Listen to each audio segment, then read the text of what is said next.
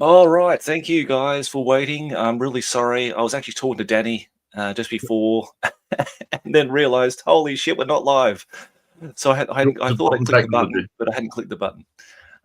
So you probably got two surprises there. One is that this is not Johnny Watson Gaming. This is in fact Danny from Nostalgia Hammy Hobbies, and he's covering for our Johnny this evening because he won't be back until later, and I didn't realize that until not so long ago. And Danny was very, very kind enough to jump in tonight to have a chat with me and do some painting and just do a bit of a hobby hangout, really. So thanks again, Danny, for coming on, mate.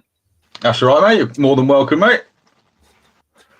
Sorry, it's a little bit later than scheduled. I was just trying to get stuff ready and obviously asking Danny on last minute. So just getting our stuff sorted out, our cameras sorted and everything like that.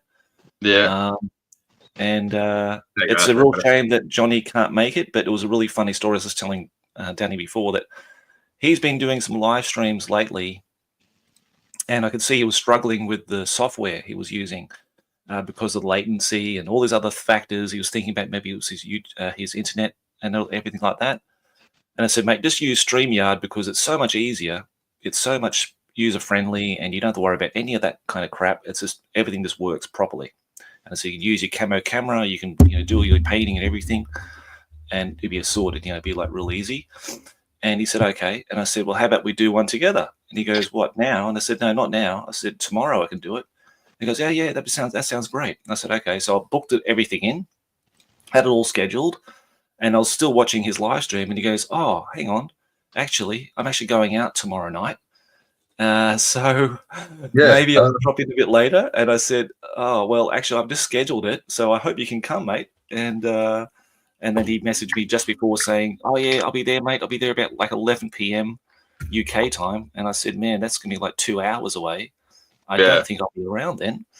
So unfortunately, I don't think we can do it tonight. And then I was watching Bring Battles live stream with Rich and Jason, and then you were on there, of course, mate, because you sponsor them with your Cauldron painting studio. Yeah.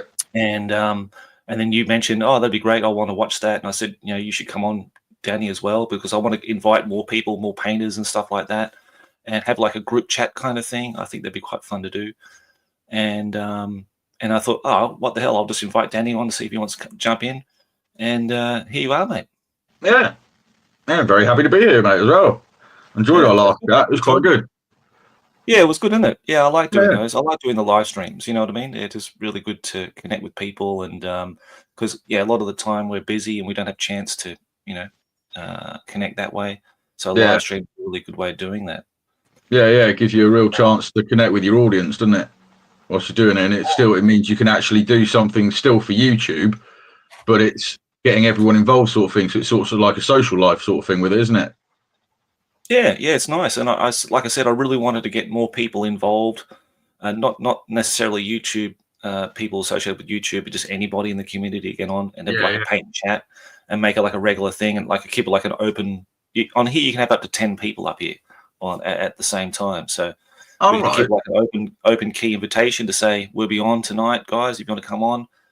Book in your place, and then people can book themselves in for like up to 10 people, and we got a big paint and chat thing, So yeah, here we go. There's Rich here as well. There's Odin here. How you going, Odin? Thanks for joining us, mate. Oh, there we go. See the chat Johnson. You can see the chat there, mate. Yeah, just click on the comments. You can see the chat there. And there's the boys from Bring a Battle Wargaming. They're going to do, I think, bolt action tonight. I think they're playing bolt action. Yeah, they're playing some bolt action tonight. Yeah, so David Johnson says, what did he say here? He said earlier, please not swear as Jason and Rich are easily offended. Looking forward to it. You don't believe that, do you, Danny, for a second? You've been to their games days and everything, mate. Yeah, they're not that easily offended, to be fair. I didn't think so. More than likely to be the ones causing the offence. Yeah, probably. I would say so. Yeah, knowing those two larrikins. Yeah, with their tea and hobnobs. Yeah, I've got my tea here. Yeah, me too, mate. Me too. Good on you, mate. Tea So and what are you hobbies, painting mate. today? What are you painting Tonight, today, mate? I'm actually painting up some Eldar Wraithguard this evening. Oh, nice. That's coming in. Same hand, the same hand colour scheme. Going for that nice clean green and white. Is that Beltan? Beltan? Oh, is it Beltan? That's the one. Yeah. Yeah. The green and white with the vines going around them. Yep. Yeah. My issue of 147 here. I've got my secret project in the background. I shouldn't be showing you guys that. That's secret. All right. But this is where it all started for me, Danny. 147, mate. White Dwarf. There you go. There's your Beltan, same hand, guys. There, if you can see it. Yeah. Oh yeah. Scale. It's all epic. Yeah. See, that's the next stuff I want to start collecting. So I've got quite a nice collection of White Dwarfs for the second edition 40k. So now my next mission is to start going back and collecting the ones that have got epic Space Marine in them. Things like that. Nice. Just collect. Okay. Now that's my next mission. You want to get 141, 142. That's where it all starts with second edition epic Space Marine. All right.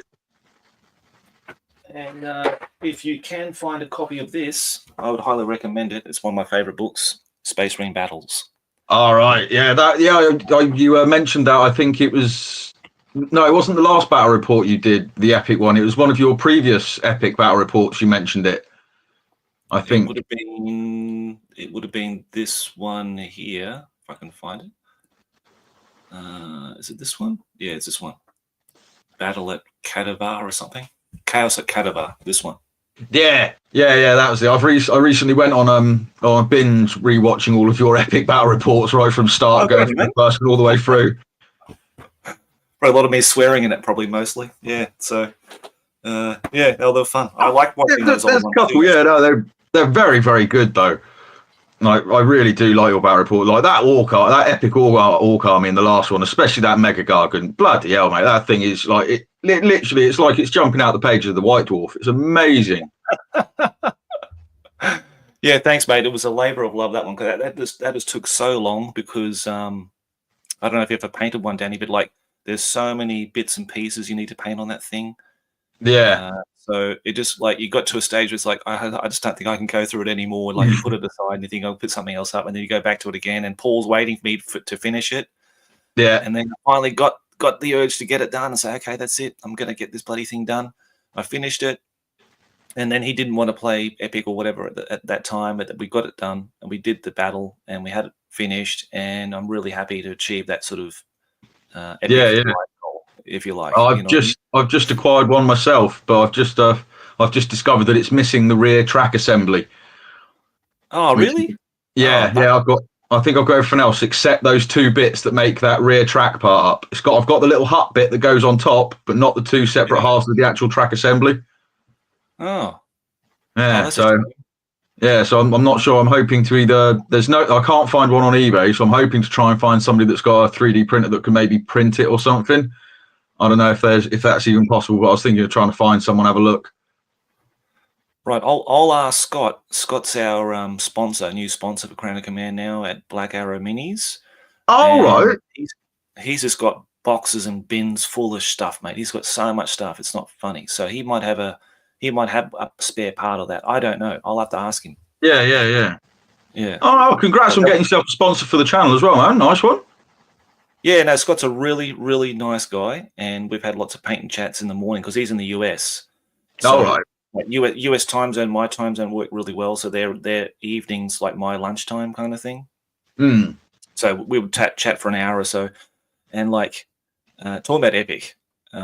He did mention to me that he had a whole heap of epic on his website, and I was like, okay. And I thought I didn't really think much of it. And then on last Sunday, and I was like just trying to write out a promo spiel for him. Yeah.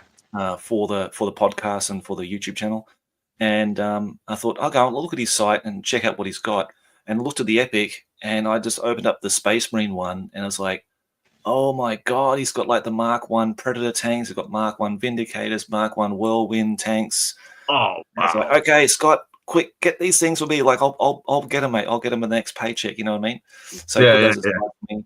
and he's got a ton of epic stuff. It's incredible. Yeah. So Wow.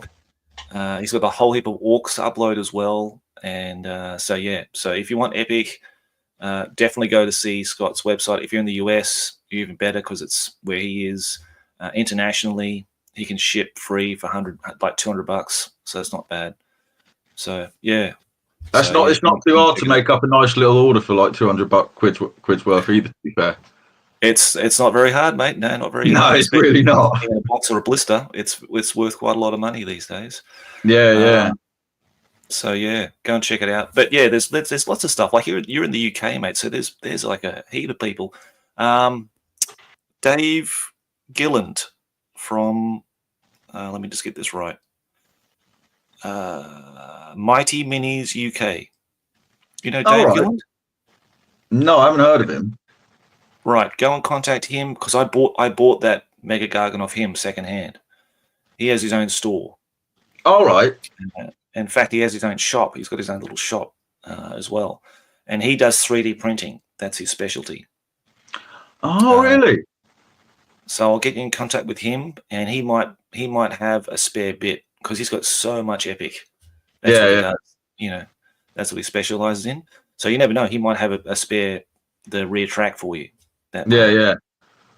Oh, that'd be. Or if someone can like just mold up a piece. I know guys who can mold up make a mold and everything. Yeah, we'll get it for you somehow.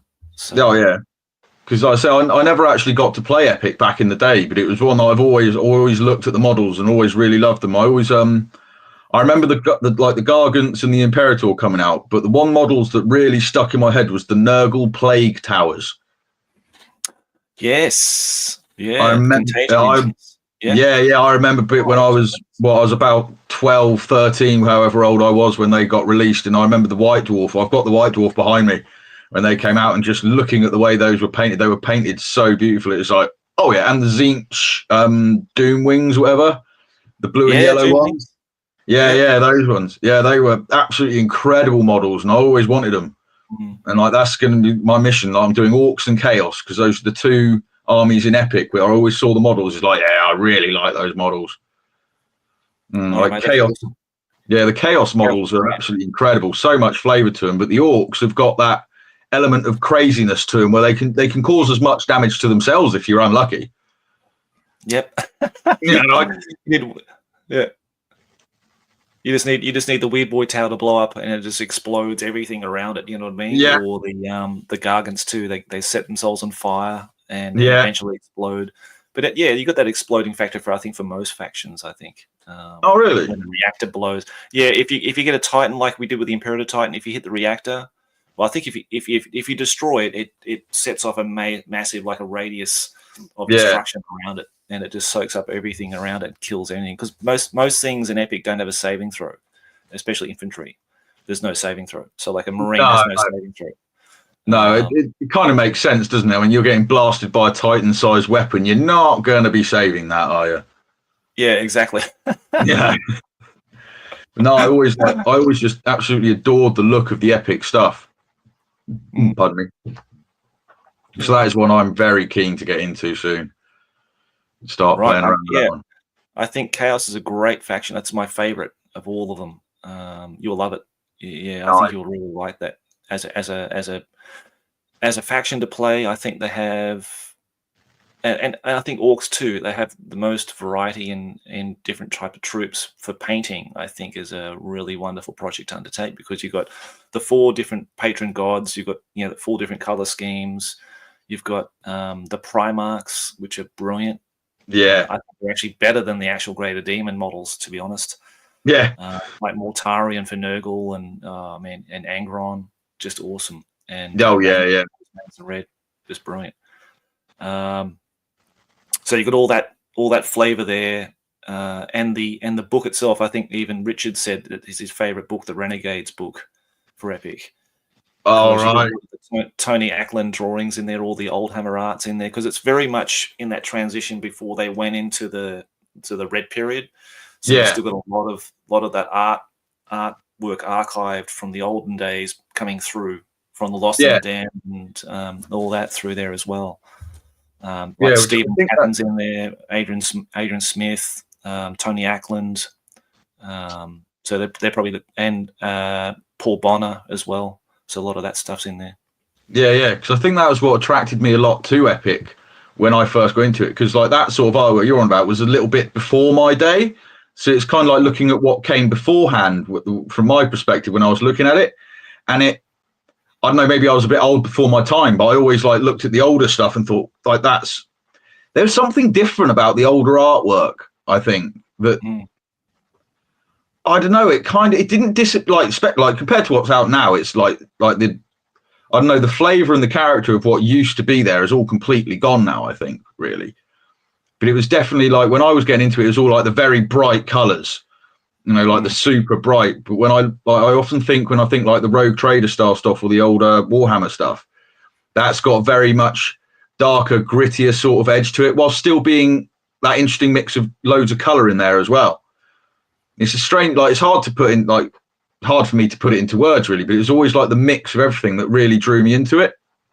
Yeah, mate, I think you're right there. I think it has a certain character which is very different, but at the same time, especially the artwork itself is just next level. I mean, it's compare it to a lot of stuff today. I think personally, I think it's just a lot better. I think it's just being executed a lot better. It's just well thought out. It's got a lot more character to it. But then again, I'm sure there's some really talented 3D artists or just, artists in general out there doing some really great stuff.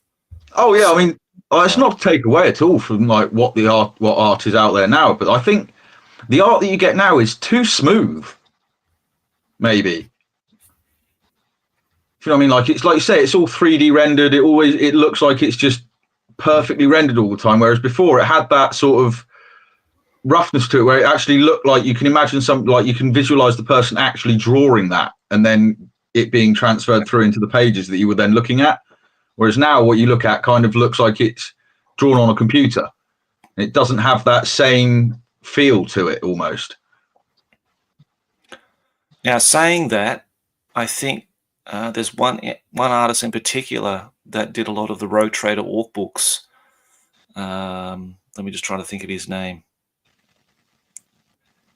I might have to go and grab one, actually, and go and check it out. But, yeah, there's one particular artist that did a lot of artwork for them then whose art style was so good that it looked like a digital artwork. It really did. It looked so... it just didn't look like someone had drawn it or painted it. It just looked like something that was like a computer image rather than an actual hand-drawn one. Let me go and grab the book, mate. I'll be back in a tick. Oh, yeah. Wish I could see the chat. Channel, mate. Oh, it's a shame it won't let me look at the chat for some reason. If you just click on the chat, it should have like a comments. Just there it is. I've got it. Any interest in any interest in Legions, Imperialis, or because Old Epic has now my screen's covering up a lot of it. Damn it. Oh. And my phone is about to die. Hang on, I'm going to have to move things around to get a charger. That's okay, mate. That's okay, no problem. You just go and do that. I'm just going to go through the comments. So we've got Aaron here, of course, and Matt W. A couple of good guys I talked to on Discord and patrons of mine, which are great to see. Rex Kramer, not at second edition Epic, but Epic Armageddon is alive and well in the Northeast US. We play every month and have a tournament in June that attracts 20-plus players every year. Oh, that's awesome. That's great to hear, mate. Great to see Epic alive in any form and any way. So Matt's still tempted to get an Epic since seeing your stuff, Josh. But first, Ignite Goblins. Yeah, get those firstly done, mate. I'd say. You're going to displease your little black and white cat there at home too. I think he'd be very upset if you start switching projects like that. The old orc sculpts have much detail and character. My favorite army. Yeah, if it appears that I can't speak or read, it's because I just feel not so crash hot at this time in the morning. Hopefully, doesn't change too much. There we go. Yeah, I think this is the question you were looking at before, mate. Is that right? Oh, that's it. The one. Yeah, I can see it now. And 40k cuff, sticking with that for the time. Any interest in Legions Imperialis, or because Old Epic 40k has all the cool models and 40k stuff, sticking to that? Ah, yeah, is that the Legions Imperialis as in the new one, the new games? Because if so, I'm not, to be honest, I'm not really grabbed by any of the new stuff. It's Epic for me had all the aliens in it, which I really like the Eldar and the Orc, whereas Legion Imperialis is just more Imperial versus Imperial. And just doesn't quite grab me. I haven't actually seen many of the models either, to be honest. Yeah, it's one of those things that's sort of flying in, flying out the door very quickly, I think, for GW nowadays. There's a question for you, mate, from Chris. There you go. What did you need the data facts for battle report incoming? Somebody's found me a Vindicator, and they thought it might have come out in second edition, and I wasn't too sure. And if it did come out in second edition, then I want one for the Blood Angels or the Ultramarines. But if it was released in the Inquisitor magazine, then I'm assuming it could actually be used in second edition 40k. It's just it'd take agreement from your opponent, I'm guessing. And yes, hopefully battle reports will be incoming at some point. Awesome. Love to hear that, mate. Yeah. Like my good old battle reports. Who are you going to play with, mate, if you're going to have a battle report? I've got a mate that lives around near me that I'm hopefully going to start with. And at some point, hopefully, I will actually get around to getting a driving license. And I'm hopefully going to be able to just drive around and be able to see people. Yeah, that's good, mate. Okay. Well, I hope you can do that. That'd be good. Yeah, I mean, have you guys got a car? No. Okay. I've never got around to drive. I never got around to actually learning how to drive, to be honest. Right. Well, mate, it's never too late to learn. That's what I would say. That's true, but being a pedestrian, people can't drive where I live, and it's kind of worrying. And that's coming from someone who can't drive. Yeah. I bet. Now this is the drawing this is the artist, Kevin Walker, that I was talking about. Now I'm going to just arrange my phone so you can see it better. Oh wow, that is beautiful. That's amazing, isn't it? Now I think this was published in 1991, so you could say the art was probably created in 1990, 1989 or something like that. Yeah. But it looks so smooth, and for me, it just doesn't look like it's been, painted. Maybe he's using inks or as a medium, but it is so incredible that I'm just thinking, wow, it just looks like digital art. It would have just passed as digital art. I wouldn't have ever thought of giving it a second glance in terms of being in any other medium than digital, but it's so incredible. It's the other page here with the Marines on. Look at the size of the Marines here. They're bloody huge. Oh, yeah. Blaster. Yeah, it's amazing. Scale is definitely something that didn't really get used too much in some of the older artwork. Well, there's one I was looking at. I can't remember what book it's in. It's an epic one for the Titans, and you can see it's got what looks like an Imperator Titan in the distance, judging by the leg, but then it's got what looks like a Reaver Titan that's smaller than a Warhound Titan. Oh yeah. Yeah, so it's I'm guessing it's done perspective wise, and it just doesn't quite work. And when you really look at it, it's like, hang on a minute, that looks a bit weird. But again, like I said, that's part of for me though, that was part of the, I don't know what you call it, the attraction of some of the older artwork. Yes. Yeah, for sure, mate. Yep, they knew how to do it back in those days, that's for sure. They knew how to capture the attention of a young man like myself with incredible artwork like that. I mean, I don't think anybody was doing it in those days to that level. Yeah. Could be wrong, but I think D&D had a great set of artists as well there, doing a lot of good stuff. Yeah. Quick comment from... Yep, you go through the comments, mate. Yeah, just a quick one from Chris. So, no, mate, it was that data facts should be great use indeed. Thank you very much for that. And yeah, I'm hoping it will appear very soon.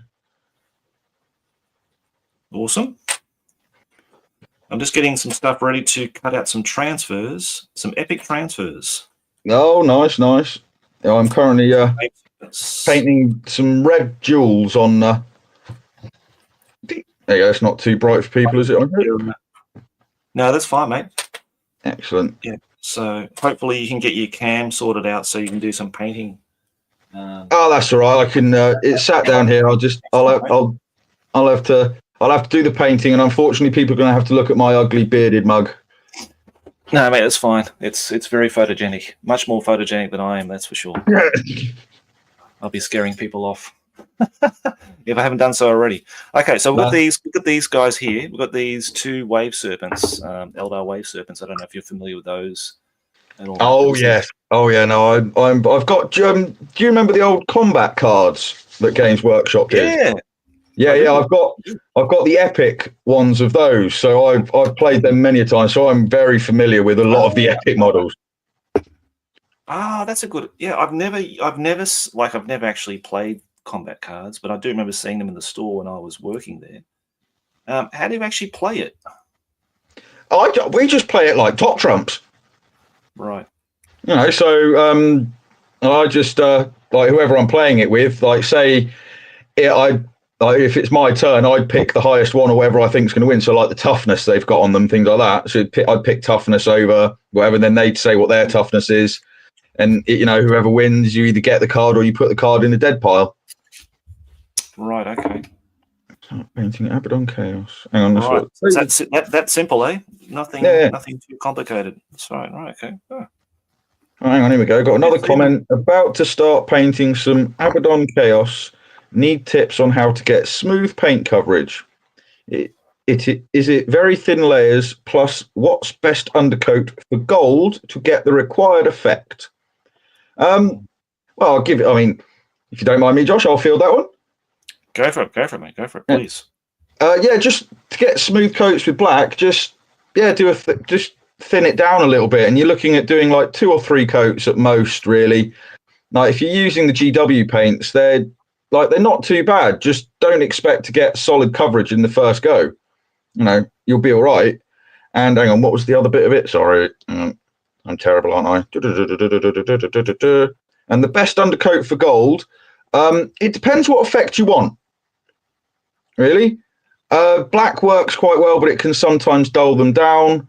A reddy brown can be quite nice. If you've got one, depending on what gold you're using, if you're using one like the Vallejo's liquid metal one, they're like the alcohol-based ones, you can pretty much put them over whatever base color you like, and it'll cover it. Like you can put it over pure white if you want, and it makes no difference. Like that, the Vallejo's gold is amazing. And combat cards was just a card game with nice photos of minis on it, right? Yeah. Rolando Ratus, if that's your name. Sorry if I spelled that wrong, but yeah, that's basically what it was.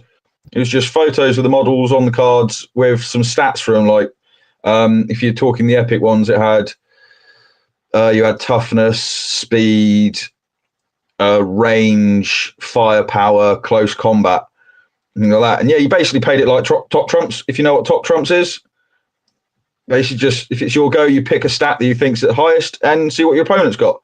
There were rules on how to play it different ways, but I could never figure them out. And what else we got here? We got Emperor Jim. Hello, Chaos.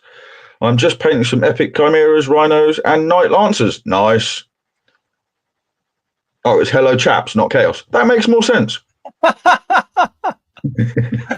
I'm doing all the chaos trying to work these effing transfers. This is why I never use these bloody things, but I just wanted to use them for these epic ones. That's such fine scale. I always loved them. We got another one from Chris, aka Sergeant Scream. Josh, I have a ton of those wave serpents for old epic. What decals are those? I mean, what kit are they from? Okay, that's a good question. This was actually from eBay many years ago. That because in the 90s they did actually have transfers for epic. Yeah, that you can still find every now and again. But I think, I think I didn't pay that much on the UK eBay. I think it was Gordon, my mate Gordon, who grabbed them for me because he's in the UK. And what's going on there now? Thank goodness. But yeah, he grabbed these because I really wanted some Eldar ones at that time. Because doing stuff like this small on things like Epic is I can do it freehand because I've done freehand for years now because I just didn't use transfers or they just weren't available. But oh really? I thought transfers were pretty much always available. I think because when I did my Dark Angels, this is like back in 5th edition 40k. Yeah. I don't think they had decals for the miniatures. Like in the 90s, you came with a set, but I'm pretty sure later on they didn't include decals, so I did everything with freehand. All right. So from memory, and then nowadays, of course, they've got decals and people make decals and all that kind of stuff. It's more prevalent now. But back in those days, I don't think I did. All right. Yeah, no, I must say, like, freehand's always been something I've really struggled with myself. So decals are always an absolute godsend for me.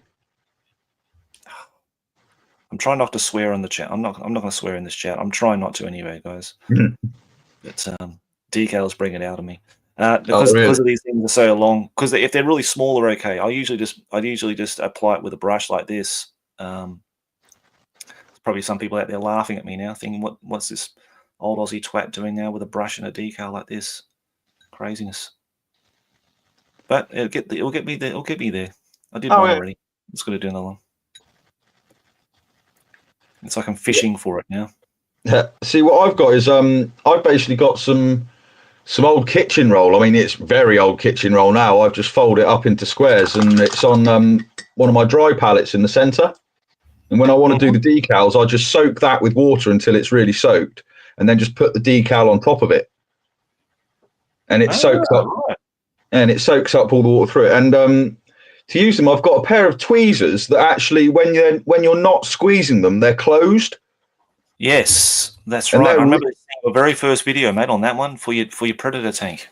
Oh yeah, they are really handy to have because you basically just put them over the little edge of it and let go of them, and you can just hold on to the edge of the tweezers and then just use your paint to slide it off.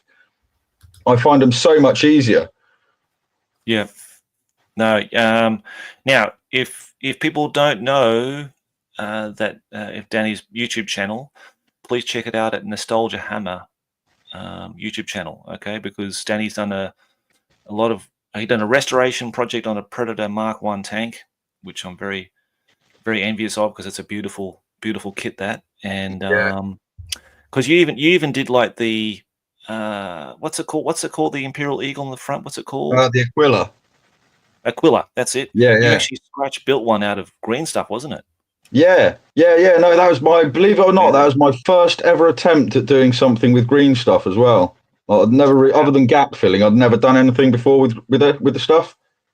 Yeah, that's really so good. That was, I really like that. Yeah, but that's how I got the idea to use the Aquila decal off the old Imperial Vehicles decal sheet. I figured if I used that like I did on that video as like a template or a stencil, like just basically apply the decal onto the green stuff when it's cured a little bit and then cut out around it. And actually it worked really. I'm still really pleased with how that one turned out. Yeah, I thought it was brilliant. That was a brilliant idea. I would never have thought of that myself. So I thought it was really ingenious. Yeah, no, thank you very much. Yeah, no, I've never seen it anywhere that I know of. It's just I was just looking through them, and because like I said, I've never done it before. I was really nervous about trying it. So like, well, what can I do? And I just spotted the decal, and it's like, huh. So I just thought, yeah, let's see if it works, and yeah, no, it came off quite well. I'm actually, Matt W has got to go drinking with his buddies. Good on you, mate. That's what I'll be doing too. I'll be just drinking tea. Just drink tea. So you enjoy your drinks with your friends, mate. It was good to see you here. Thanks again, Matt. Take care, buddy. Oh, so you know David from Bring and Battle the Games Days? All right. I'm the chap in the wheelchair at Bring a Battles Games Weekend. Right. Right. Oh, you're right, mate. Yeah, no, I do remember you. I'm very sorry. I'm terrible with names, but yeah, no. Yeah, no, it'd be good to see you there again next year, mate. Yeah, they look like awesome events. I'd love to go to that. Oh, they are an awful lot of fun, man. Just general shenanigans. I've been discussing it with Richard and Jason. They put a little announcement out on the Facebook group for their get together in October. I'm actually thinking of sponsoring the painting competition next year and putting up a couple of prizes for it. Nice one. Awesome. And actually doing. What are you thinking of doing? Well, at the moment, it's still very much in the pipeline, so I'm not going to say what the actual plans for the prizes are just yet. But it's basically I want to do a first, second, and third place. But I'm actually going to spend a lot of time and really have a look over it. Like anyone that wants to enter it, we're going to say to them that put your name down that you're going to be entering. Like a good few months in advance, sort of thing, so that I know who's going to be entering it. Because I'm going to spend the afternoon really looking properly at them all. Yep. And making sure I do people's work justice. Good, that sounds good. Yeah, no, I know you're saying that, and I feel I know you said that before, that you wanted to take more time in looking at people's armies and stuff on the day, which I think is a nice gesture. Yeah. No, I mean, I'll be honest as well. I do get like a bit of quite a lot of the old imposter syndrome when I do it, because I personally just rate myself. One of my mates put it the best way for my painting. It's like paint by number. I'm like paint by numbers, but I just don't need the numbers anymore. Mm-hmm. Which I really like, because like I said, I personally like.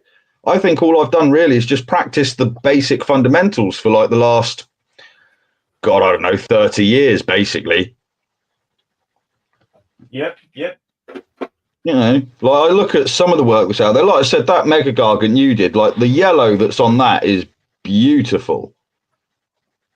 Well, I owe it all to this color here. This is the Vallejo game color, Moon Yellow.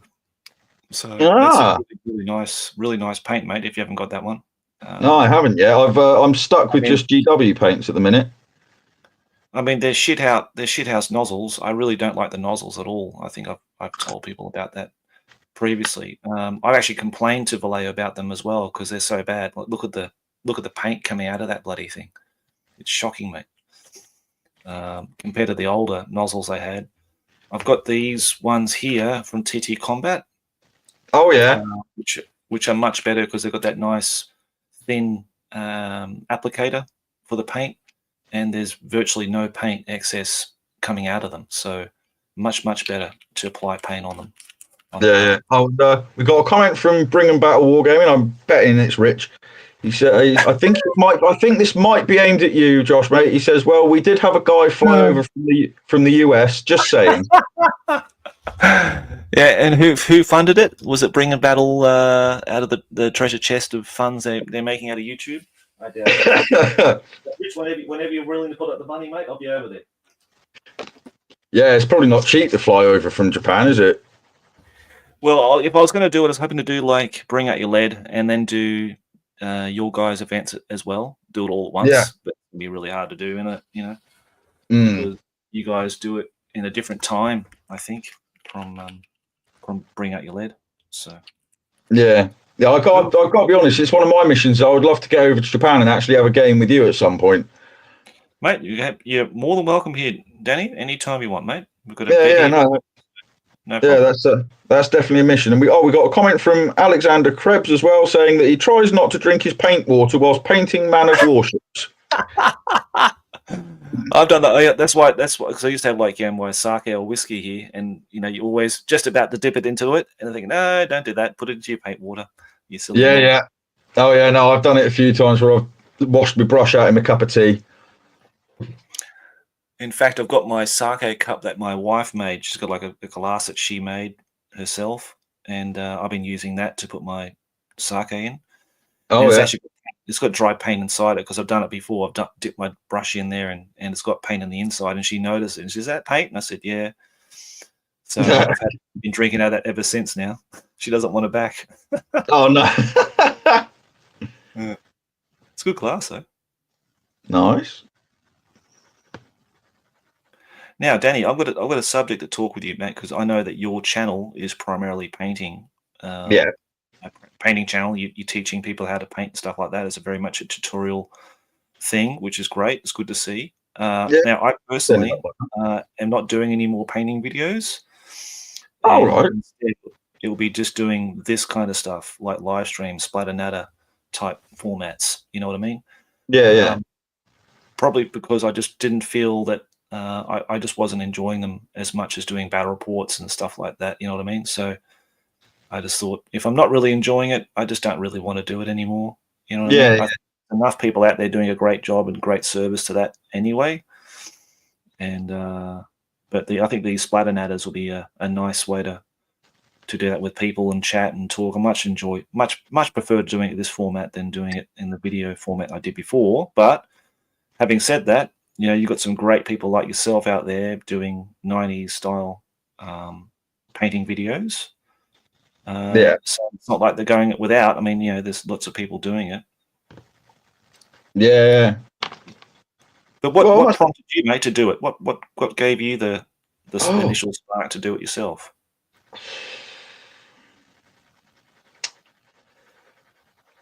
Do you know what? I honestly don't know. I think it might have been my mates. Like I've got a couple of mates that were saying to me about doing it.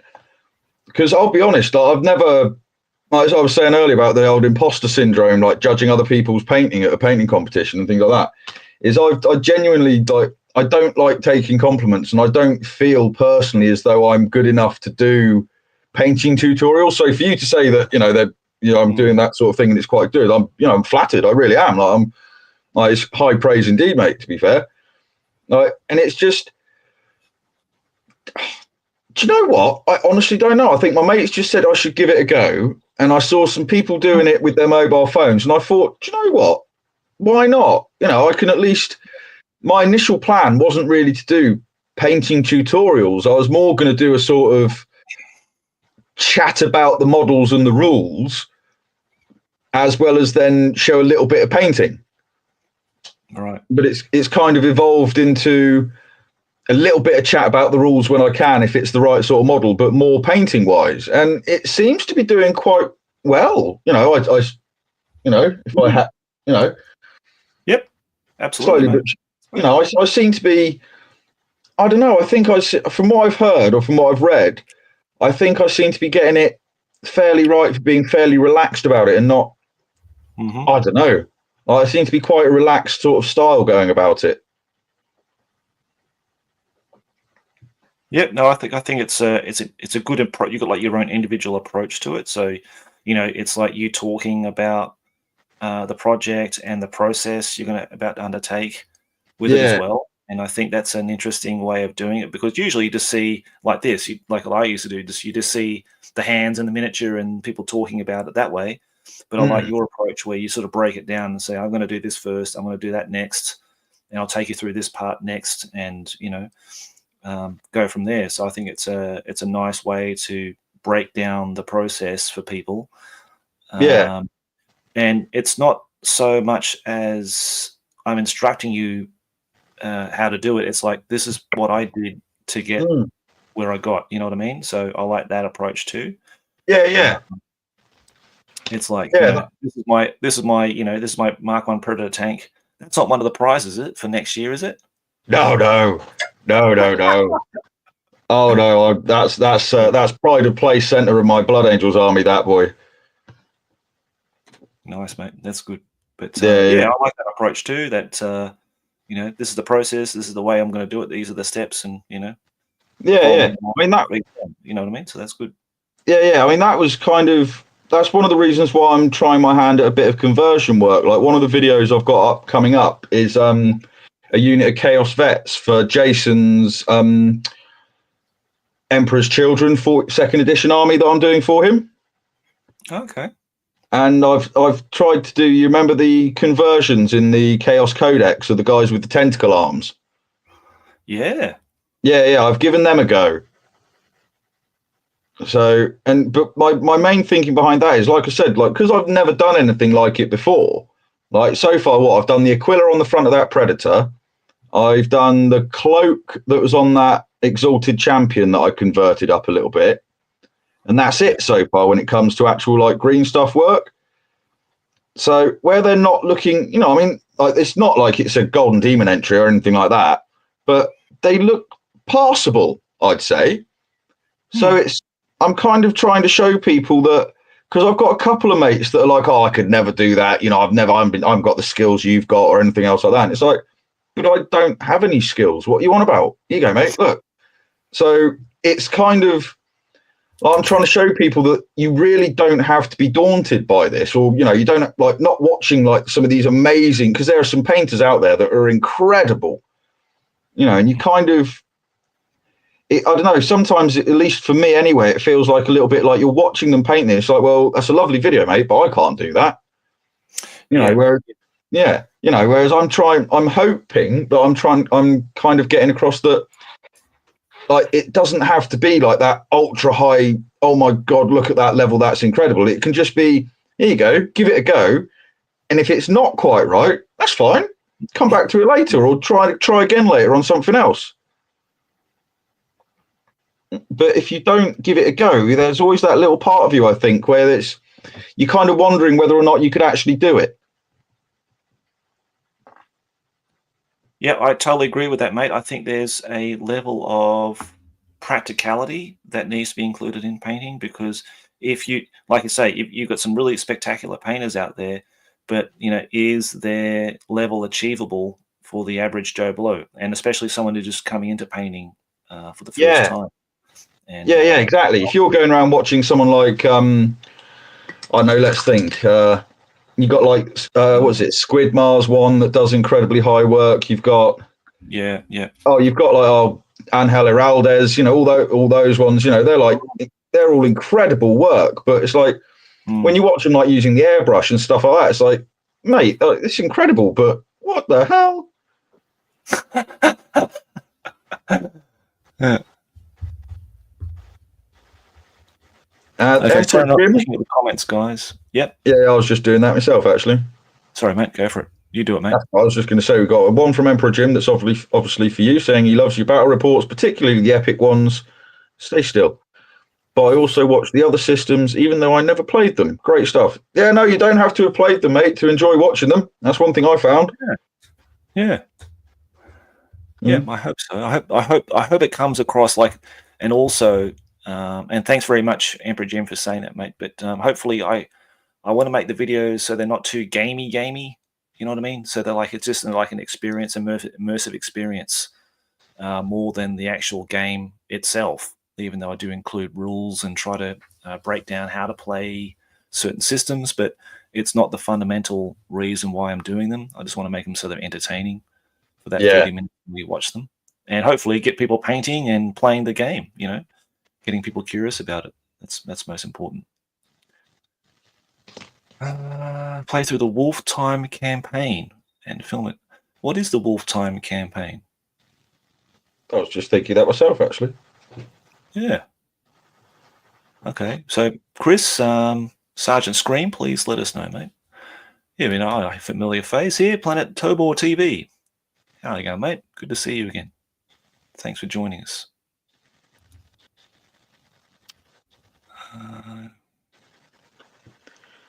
Yeah, everyone's a great painter. I see it as the way you start on a miniature and paint it with your own vision, and let it look the best you can. So there is no bad paint job, just different ones. Yep, absolutely. I mean, a great example of that would be go have a look at the Golden Demon. Remember the Golden Demon books, the hardcover books they brought out? I think it was like 1989, 1990. I think they brought them out. Check those out. Check out old hammer paint jobs. Check out, you know, people like John Blanche. He developed his own style. Yeah. It may be not the most. I mean, I think he's a brilliant painter, but you know, people look at that and think, well, he's not technically brilliant. But I think his style is so incredibly evocative that technique doesn't. And he's got an incredible technique inbuilt in his style. But yeah, I mean, it's all to what people's feelings are about it. I don't know. Yeah, just paint and enjoy, mate. Yep, just that's what I reckon too. Just paint and enjoy. You don't have to put yourself up against anybody else in terms of standard. Just paint what you feel is what you enjoy, and make sure you enjoy what you're doing. I mean, I wouldn't want to paint if I didn't enjoy it. That's for sure. No. I think that's one of the things I said is like it's that horrible like hunt for perfection, isn't it? That some people have. Well, the way I put it was realize that everyone's got their own personal perfect level of perfection. Yeah. Don't go chasing the amazing examples that you see. Just genuinely, just like the biggest part of it is like genuinely sat there and enjoying the process of putting the paint to the model. Mm-hmm. Because I've always been more of a collector and a painter than I have a gamer. Yep. It's only really recently that I've started getting back into the gaming aspect of it, and oddly enough, going back in time and going back to what I used to play. Yeah. Although, Sure. don't get me wrong, actually, I did really enjoy 8th edition. Right. Like when that came out, it was such a new way of playing it with the strategy cards and all that sort of stuff. That it was very interesting. It was just later on when it started to get too bloated. And it's one of the things I'm actually kind of looking forward to with my channel. I mean, this is years on down the line, but where I'm basing it on the nostalgia element of it. I'm wondering when it gets to the point when 8th edition is now nostalgic. Right. Now, you know what I mean? You're talking about 40k 8th edition, yeah? Yeah. 40k 8th edition. Yeah, sorry. Yeah, because I mean, don't get like I don't like the Primaris stuff. Like the models, don't get me wrong, the models are lovely, but the fluff behind them is just pure heresy. Right. I don't know anything about that, thank goodness. In terms of lore, it ends with Epic Space Marine, mate. That's 2nd edition. That's about it. I'm not interested That's in everything perfect, else. mate. Yeah, I would not change that situation if I were you. Yeah. I mean, talking about Kent Fury, you know Kent Fury. I've had him on the live stream and podcast a few times. He's a massive Space Wolf fan, and then the last time I talked to him, he's off Space Wolves because he's reading these bloody Horus Heresy novels. I say, mate, what are you reading those for? You're a Space Wolf guy through and through for all these years, and now you just opted to get out of them because you didn't like what the I think it was Lehman Russell, whatever it was, doing something in the Horus Heresy novels. What absolute crap. Yeah. Here we go. That Wolf one. What was the question again? Hang on. What did he say he wants to see? Oh, the Wolf Time one. Here we go. It was for Rogue Trader and released in White Dwarf a series of missions to stop Orc Warlord Kulo? It made use of the old dungeon floor plans from GW too. I need to look it up. What issue it was in? Okay. Cool. And what else we got here? Another one from Rex Kramer. Back during 2nd edition 40k, a friend let me use a Chaos Dreadnought in a game. It's got its legs blown off and was face down on the board. I was like, yeah, that's about right. Yeah. Nice. I think it's those hook moments, isn't it? Like when you play games like that. And it builds a narrative. I think that's one of the wonderful things about those games like Rogue Trader and 2nd edition. It develops a narrative for you. And it's taking away all of that. Oh yeah, I think the later editions were like they just got wounds and you just kill it and that's it and just take it off the board. I think those charts and tables for me is what brings me back to those editions. I love all that. Oh yeah, I personally don't think you can beat the crazy vehicle rules in 2nd edition. Yeah. Like 2nd edition 40k, the vehicle rules were so fun. Yeah, mate. Especially for orcs, like the orc buggy gets blown up, but the gunner's still alive. So you got a Scorcher whizzing around the table with no driver, completely out of control, but it hasn't crashed. So the orc on the back with the flamethrower is still going away merrily. He's happy. Yeah. Yeah, it's brilliant, isn't it? Oh yeah. Oh, cool. Excellent, Emperor Jim. Happy to hear that, mate. anybody is encouraged by watching our battle reports from myself or Life of Die. That Life of Die is another YouTube channel with Gordon, my friend Gordon, and Craig. Please go and check them out. They did some cracking battle reports for Epic, and I'm really happy to see. They'll be very happy to hear that they're a great inspiration for people to start playing again. Oh yeah, the Orc shock attack gun. That is a scary weapon. Yeah, vehicles were transport were death traps though in second edition. That's true. In Epic as well. See, I don't know. I plan on one day getting a death company in a Rhino. I'm going to see how that works. Yeah, well, as long as you can get them there and get them out of the vehicle in time, they should be fine. Yeah.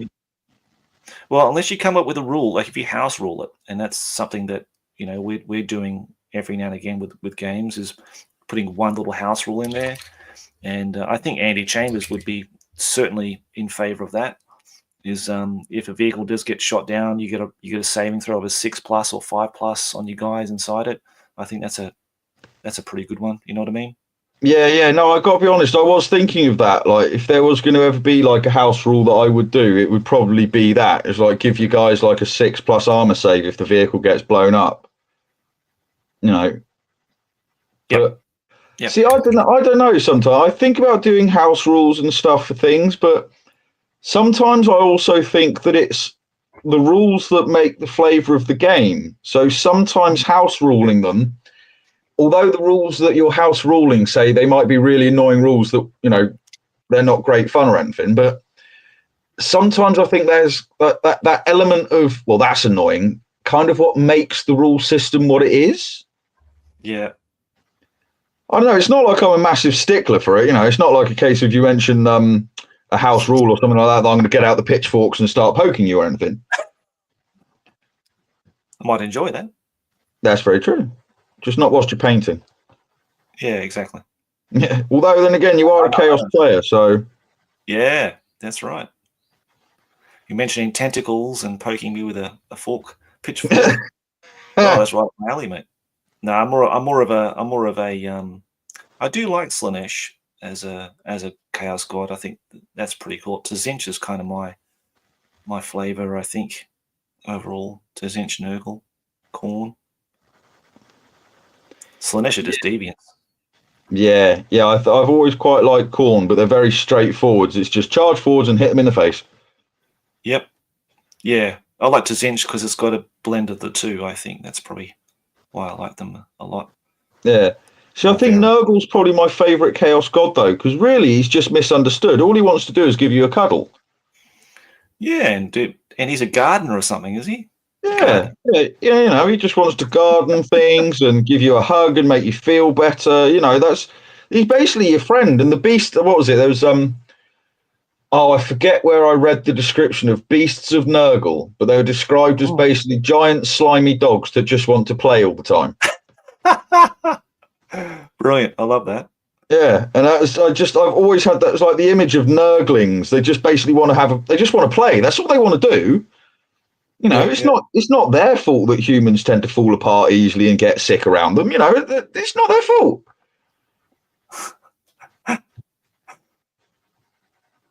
Yeah, I think John Webb told me about that. His missus paints. She's a really good painter too, but she collects a lot of Nurgle stuff and paints it and everything like that. And yeah, he was saying that she likes Nurgle because they are gardeners, and maybe she loves gardening or something like that, and that's how she got attracted to the faction or something. I thought it was quite a cool one.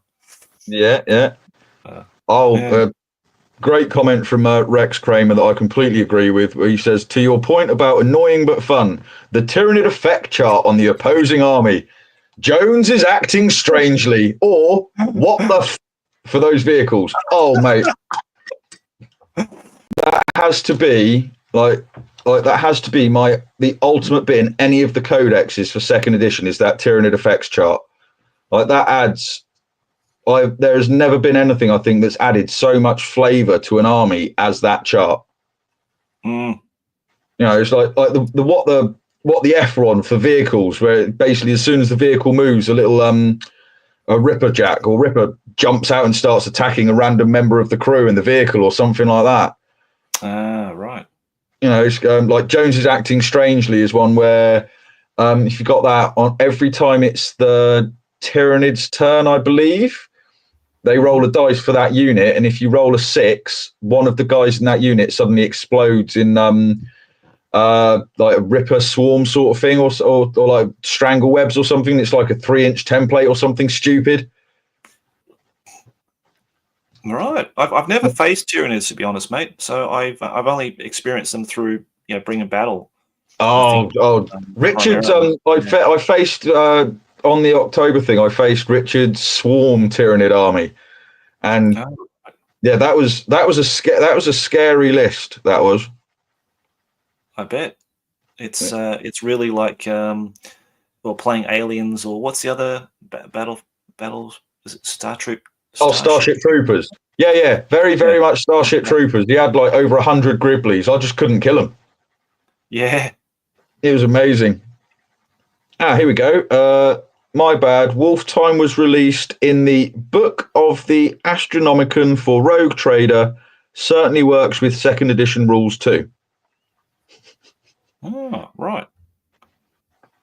And I got to play Rogue Trader with Paul because he picked up the Rogue Trader reprint, and he GM'd a game for me and Nick, and it was actually a lot of fun. It was my very first time playing it.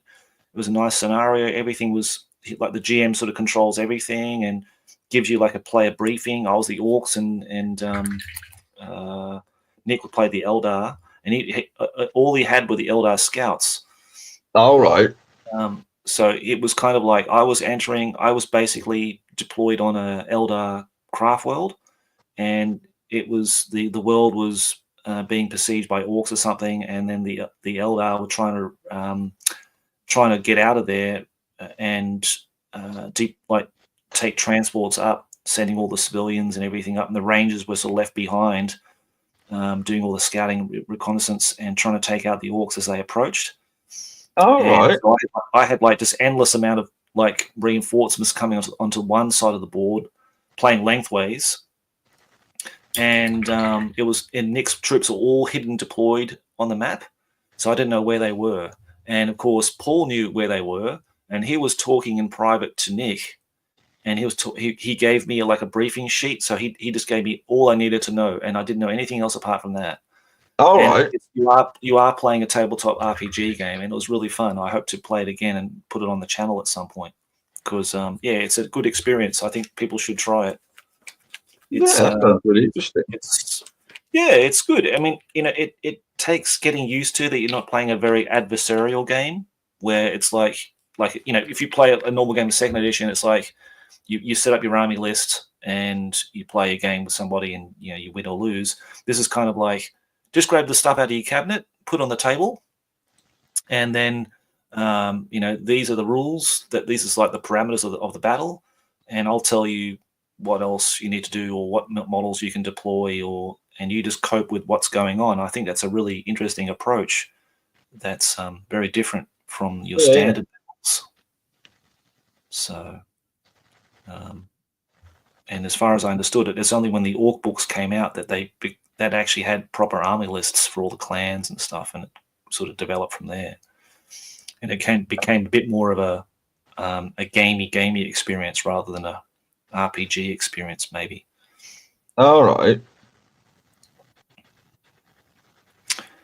So it became very focused on points and lists rather than a GM running the game. It sort of less focus on the GM, more about just the two players playing a game, which I can understand why, because having a third person in your gaming group every time running a game is kind of a bit challenging.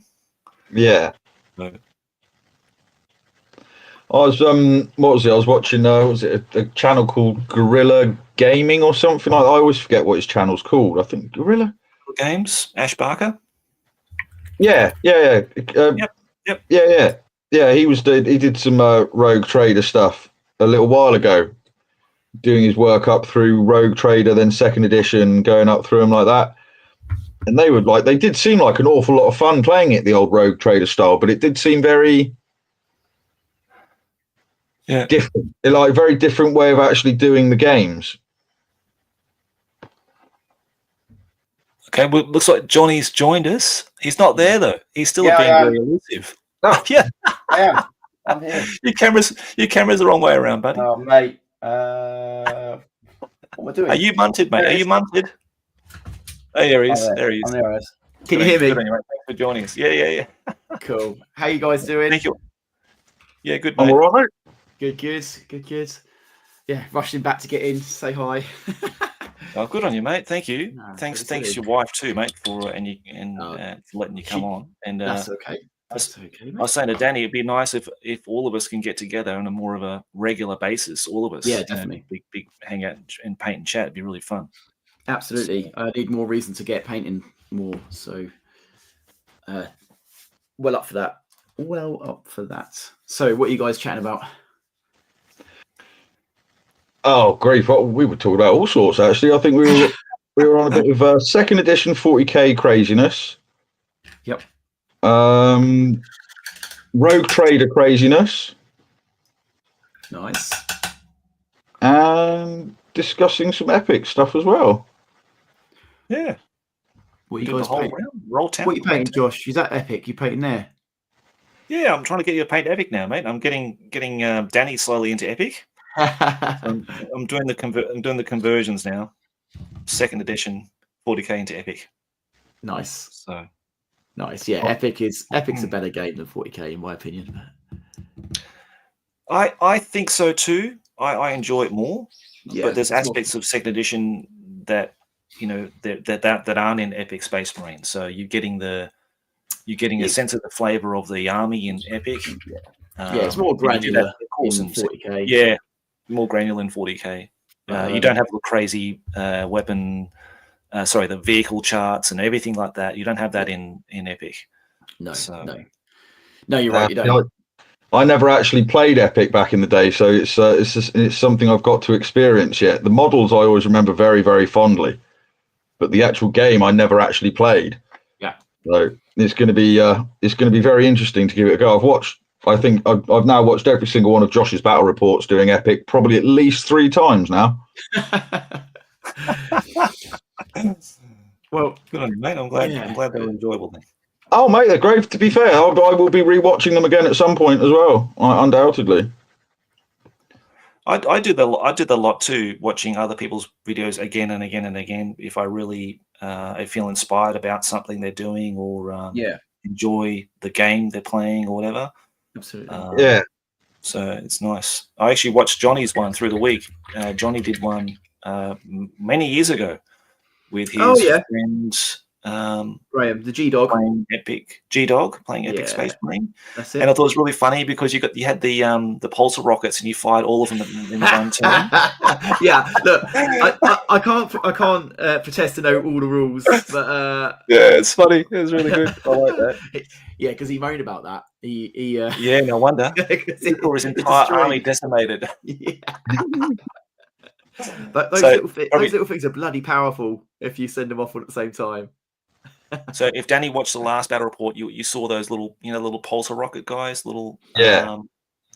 You can only fire one each turn, so you basically got 3 turns where you can fire them. Yeah. All right. In Johnny's battle report, he must have misread it or forgot it, but he fired all 3 at once, and you can see what those templates are doing to Titans and vehicles and troops. They'll just annihilating everything. They're so powerful.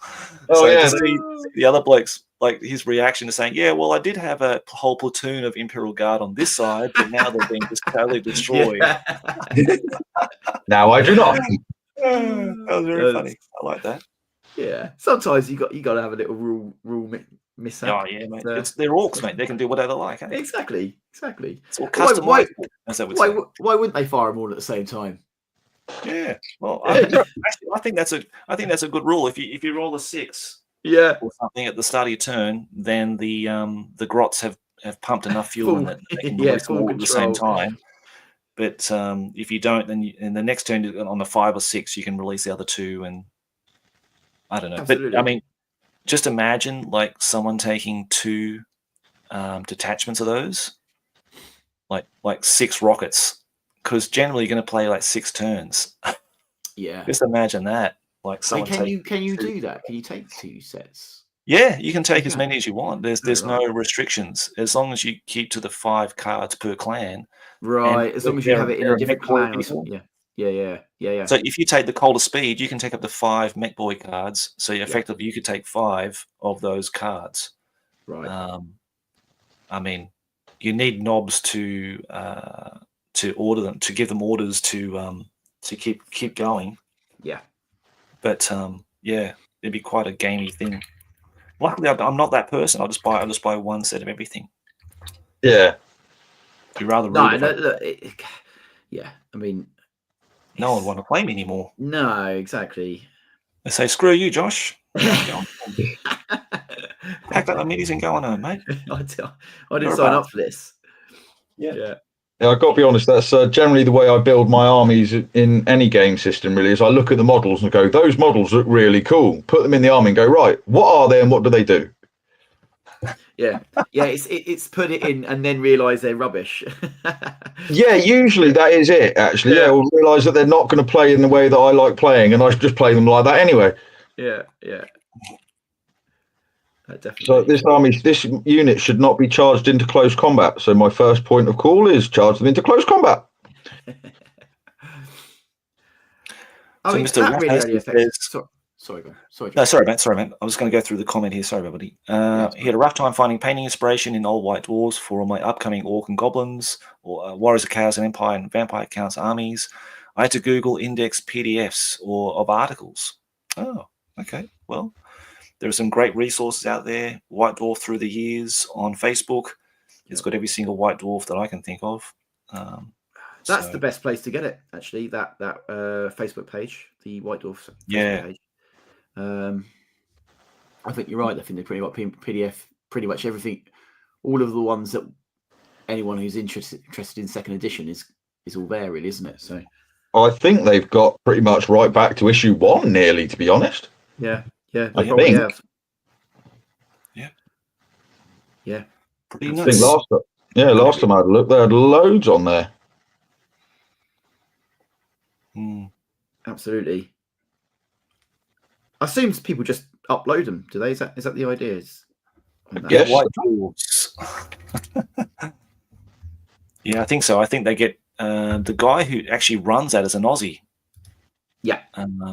Scott, I think his name is, and I think he just gets contributions from other people. Either he has a whole collection himself. Sounds like it if he's got a whole page dedicated to it. Yeah. But he gets other people to upload things for him on his behalf. Yeah. Now there's even the Spanish, the German editions of White Dwarf, which I've never seen, but apparently they're different as well. So you've got, the continental scope of White Dwarfs from different countries that are different. Yeah. So I'm assuming the Italians had a White Dwarf. The Spanish had their own ones because I've been talking to people from those countries about their White Dwarf. France would have had their own edition, and Germany. So, for some reason, I thought they would all just been the same edition, same contents, just translated over. Yeah, well, the German ones and the Spanish ones, they started from like 95, and they went back to 1, like issue 1. So it's didn't they? Yeah, and they went and they had like celebrities visiting, like Mike McVeigh and people from the studio visiting their head office in their countries and have their own little games day things or whatever. Oh, right. Yeah, it's interesting. But yeah, of course, a lot of the assets and contents and articles were just basically repurposed for their own White Dwarves, and they had their own editorial teams that translate everything and all that. But apparently, Germany had their own heavy metal team. Would you believe? Did they really? So I didn't know apparently that. So yeah, someone told me that. I assume they don't now. Is that like a thing? It's just no. That was something that was gone a long time ago. I'm assuming it's for their own games days and everything. Right. When they did their own dioramas and all that kind of stuff. Okay. Stuff for them. Yeah. Rather than like ship stuff over, they've got. White Dwarf Through the Years, mate. I think it's called White Dwarf Through the Years. Just search that and you'll find it. Nice. So what are you working on then, Josh? I'm just doing some epic Eldar vehicles, mate. Oh, okay, yeah. Because my good friend Chris, maybe he'll watch this at some point.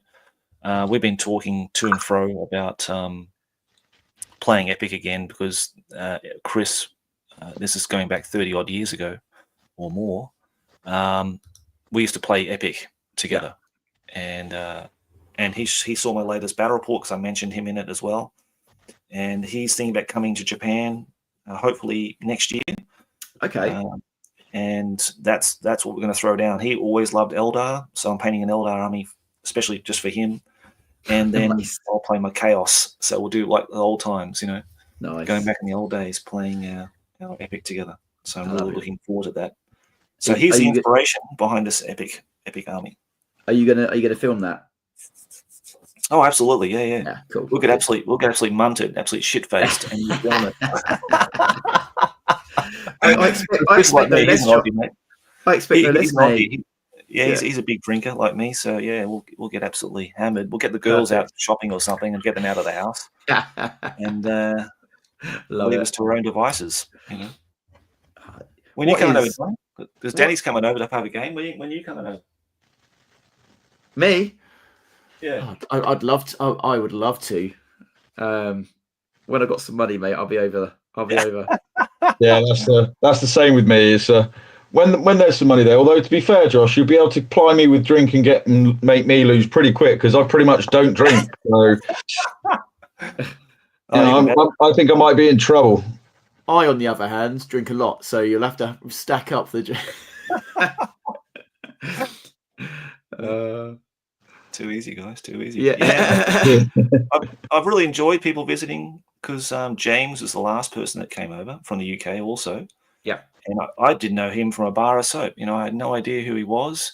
And it's a little bit scary because you're inviting someone to your home and you've never met them before, never talked to them or anything like that. And James emailed me through the channel because he said, oh, yeah, I'm painting up some Man of War stuff and I'm coming to Japan and everything. So we sort of had this organized for a few months before. Yeah. And sure enough, I met him at the station and he turned out to be a really, really nice guy. And we're still in contact now. Oh, I think generally. Which is great. As a rule, most people are, aren't they? But you do have that anxiety that they're going to be a little bit of an oddball. But I think, generally. Well, you blokes are all right. I know you guys. Okay, you're all right. You pass. Good. You're both married and got children. You sort of normalised now. Oh yeah. I've learned my lesson to stop at 3. I'm not having any more. Yeah, good on you, mate.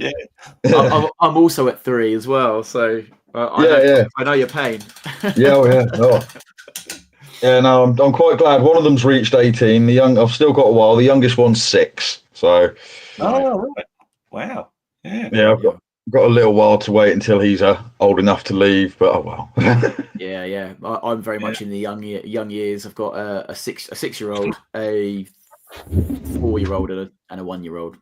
Oh right. Oh, nice and close together then. That's good. Yeah, very close. Very close. Good and bad, that is, because obviously you don't get respite from them, but no, you do not. No, but they're not quite old enough really for any sort of gaming. But I'm looking forward to when they get a bit older. Hopefully, they might be interested in playing a game or two with me. That'd be good. Yeah. Actually, one of my kids, he started Gundam models. Yes. Yeah. He got really into those ones. If you get they're called the SD grades. They're like the bobblehead style ones, and they're quite large parts, and they're very easy to put together. Yeah. No glue, nothing like that. You haven't got to paint them, and they're really good entry level for kids if they want to get into building models and stuff. And you could use them for things like something like BattleTech or something like that.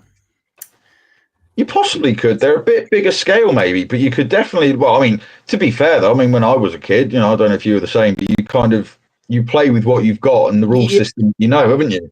Absolutely. Yeah, very true.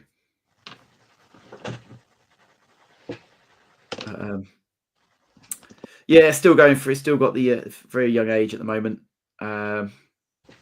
So we was off seeing Father Christmas today, or Santa. with the kids. I'm quite glad my kids have learned that Santa Claus is not real. Actually, that's not true. Santa Claus is me, and he likes his glass of brandy. Yeah. And if it's a carrot and a glass of milk, you're not getting your presents.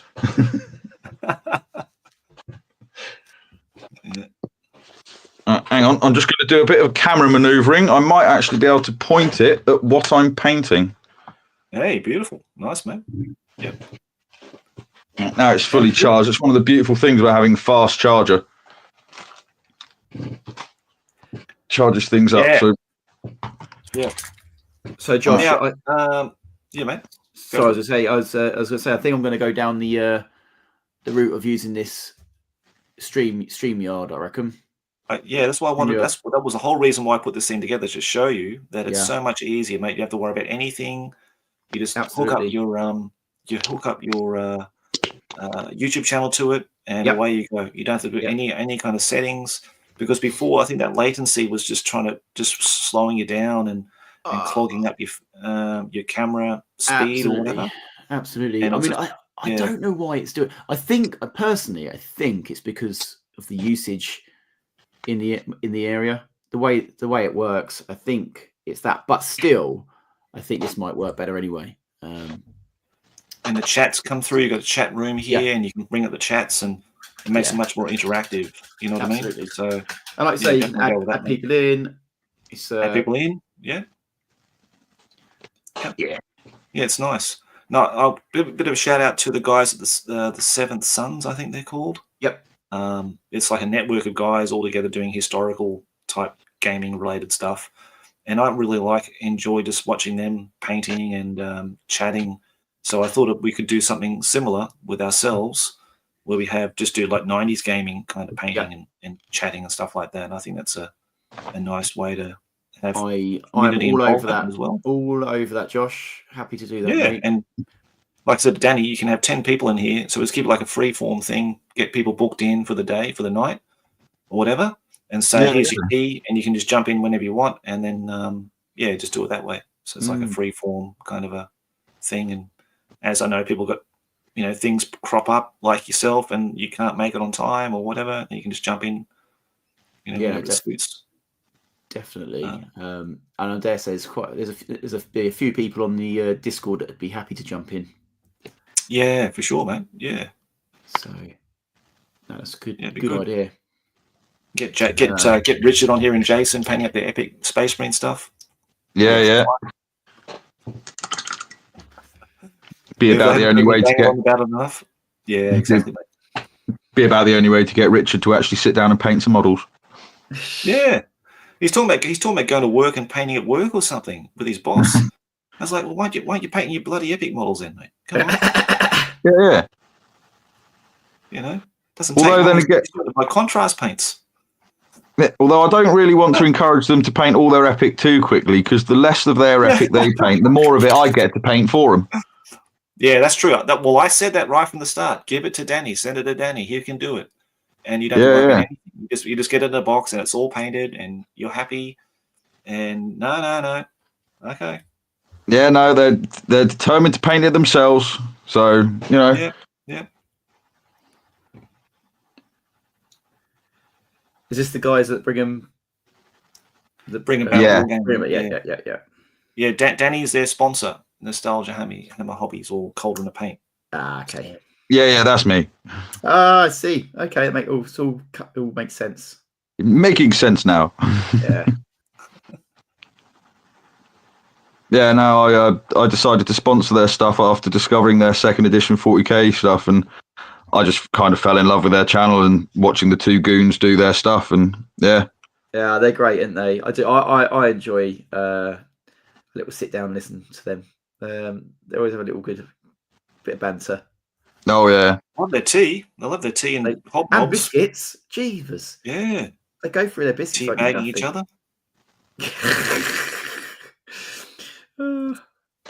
Yeah, they love a biscuit. I heard that. I heard. Is that a British phrase? Teabagging? Yeah. Is that a British thing? Yeah.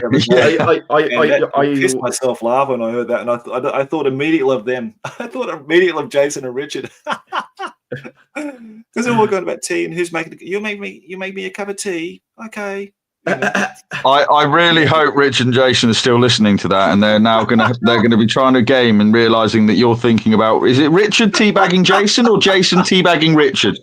Which one is it you picture? Either way. Oh dear. I don't want to Or picture just, it. or Oh, just, geez, or just I the don't wanna thought go of Josh actually thinking about them two teabagging each other. there. Oh, Oh, mate, dear. this is horrible, isn't it? Jeez, teabagging. I thought dogging was bad enough. I mean, that's a British thing, isn't it? Dogging. I mean, I don't know who does that, who engages in that, but Jesus, teabagging is on another level. At least you can do that in the privacy of your own home, or in their case, their scout wall. But, Oh dear. yeah. Love it. But dogging it. is just something that, yeah, I don't know if I should shut up about that now. I mean, I'm creating all kinds of thoughts of people in mind, especially for the American viewers. They're probably thinking, What the dogging, hell's is it involving pets? Yeah. What are they doing? Far from it, mate. Yeah. Far from it. Yeah, far from it. Problem is the weather's not very good over here, so we have to find other things to amuse ourselves sometimes. It's a good British pastime. You'd be literally freezing your nuts off in the winter time doing that, wouldn't you? Hey, out in the wilderness. That is very true, yeah. Yeah, And I wouldn't be surprised if your other half wouldn't be too keen on pulling a DAX down when it's like, minus 10 degrees on a cold wintry night in the UK. That's for sure. Bloody hell! Tell you what, the weather's mental over here at the moment. Yeah, it's Didn't you guys have like a snowstorm or something recently? Well, it's like a wind rainstorm thing. I don't know what's going on, but it's not Yeah. nice. I'm lucky. I live down the soft south of the country, so the worst we get is strong rain and wind. We don't really get snow down here. Yeah. All right. Yeah. Sometimes it snows, but not much. So, Danny, are you down like near Brighton or something? Is it? Is that where you are? Kind of near that. Well, not really. No, I'm Poole Dorset way, so kind of in the middle of the south of England, really. Right. Okay. And Johnny, where are you located, mate? Again? I'm Bedfordshire, so I'm right next to sort of quite close to Luton. Oh, that's right, Luton. We talked about that. Yeah, yeah. I know quite well. Yeah. Bedford. It's Bedford. It's famous for Tony Robertson and the That's most dangerous GW in the history of all their stores, probably, no doubt. Really? Only because you worked there, mate. Yeah, I can't remember much about it, but I had a psychopath manager who was Irish. I remember that much. He was a complete fucking nutter, that bloke. Yeah. Oh, Jesus, was that the first one you went to? No, I worked at the Oxford Street Plaza. Oh yeah. First, and I think it came to a time when everyone got so settled in that they started moving us all around, and, to get fresh blood in there, basically. Yeah. And then it got shifted off to Luton. So, like I said, I've always said that it's very possible I frequented the store while she was working there. Very possible. yeah, young Jonny.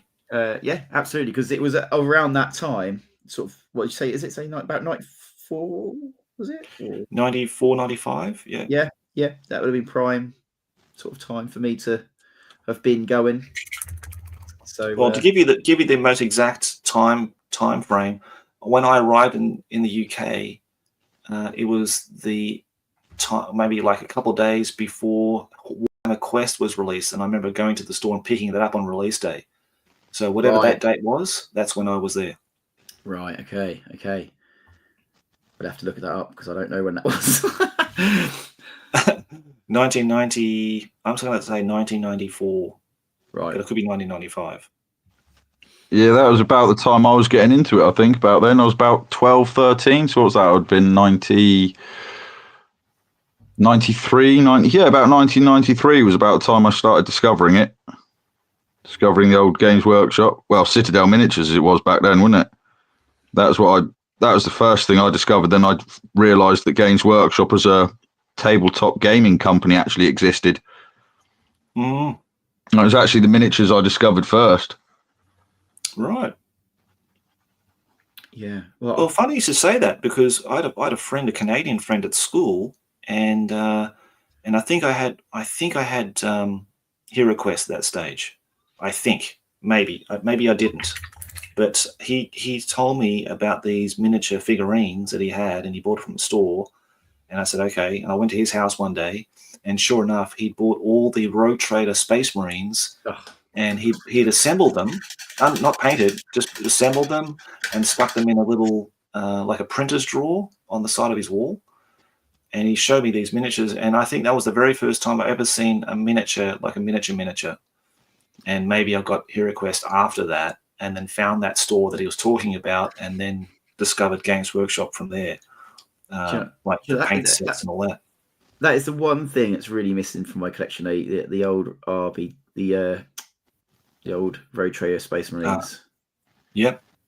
I love RB08. Is it RB08? I don't know. RB01, I think it is. Yeah, but they're just so beautiful. I love them. They're so simple, but so effective. And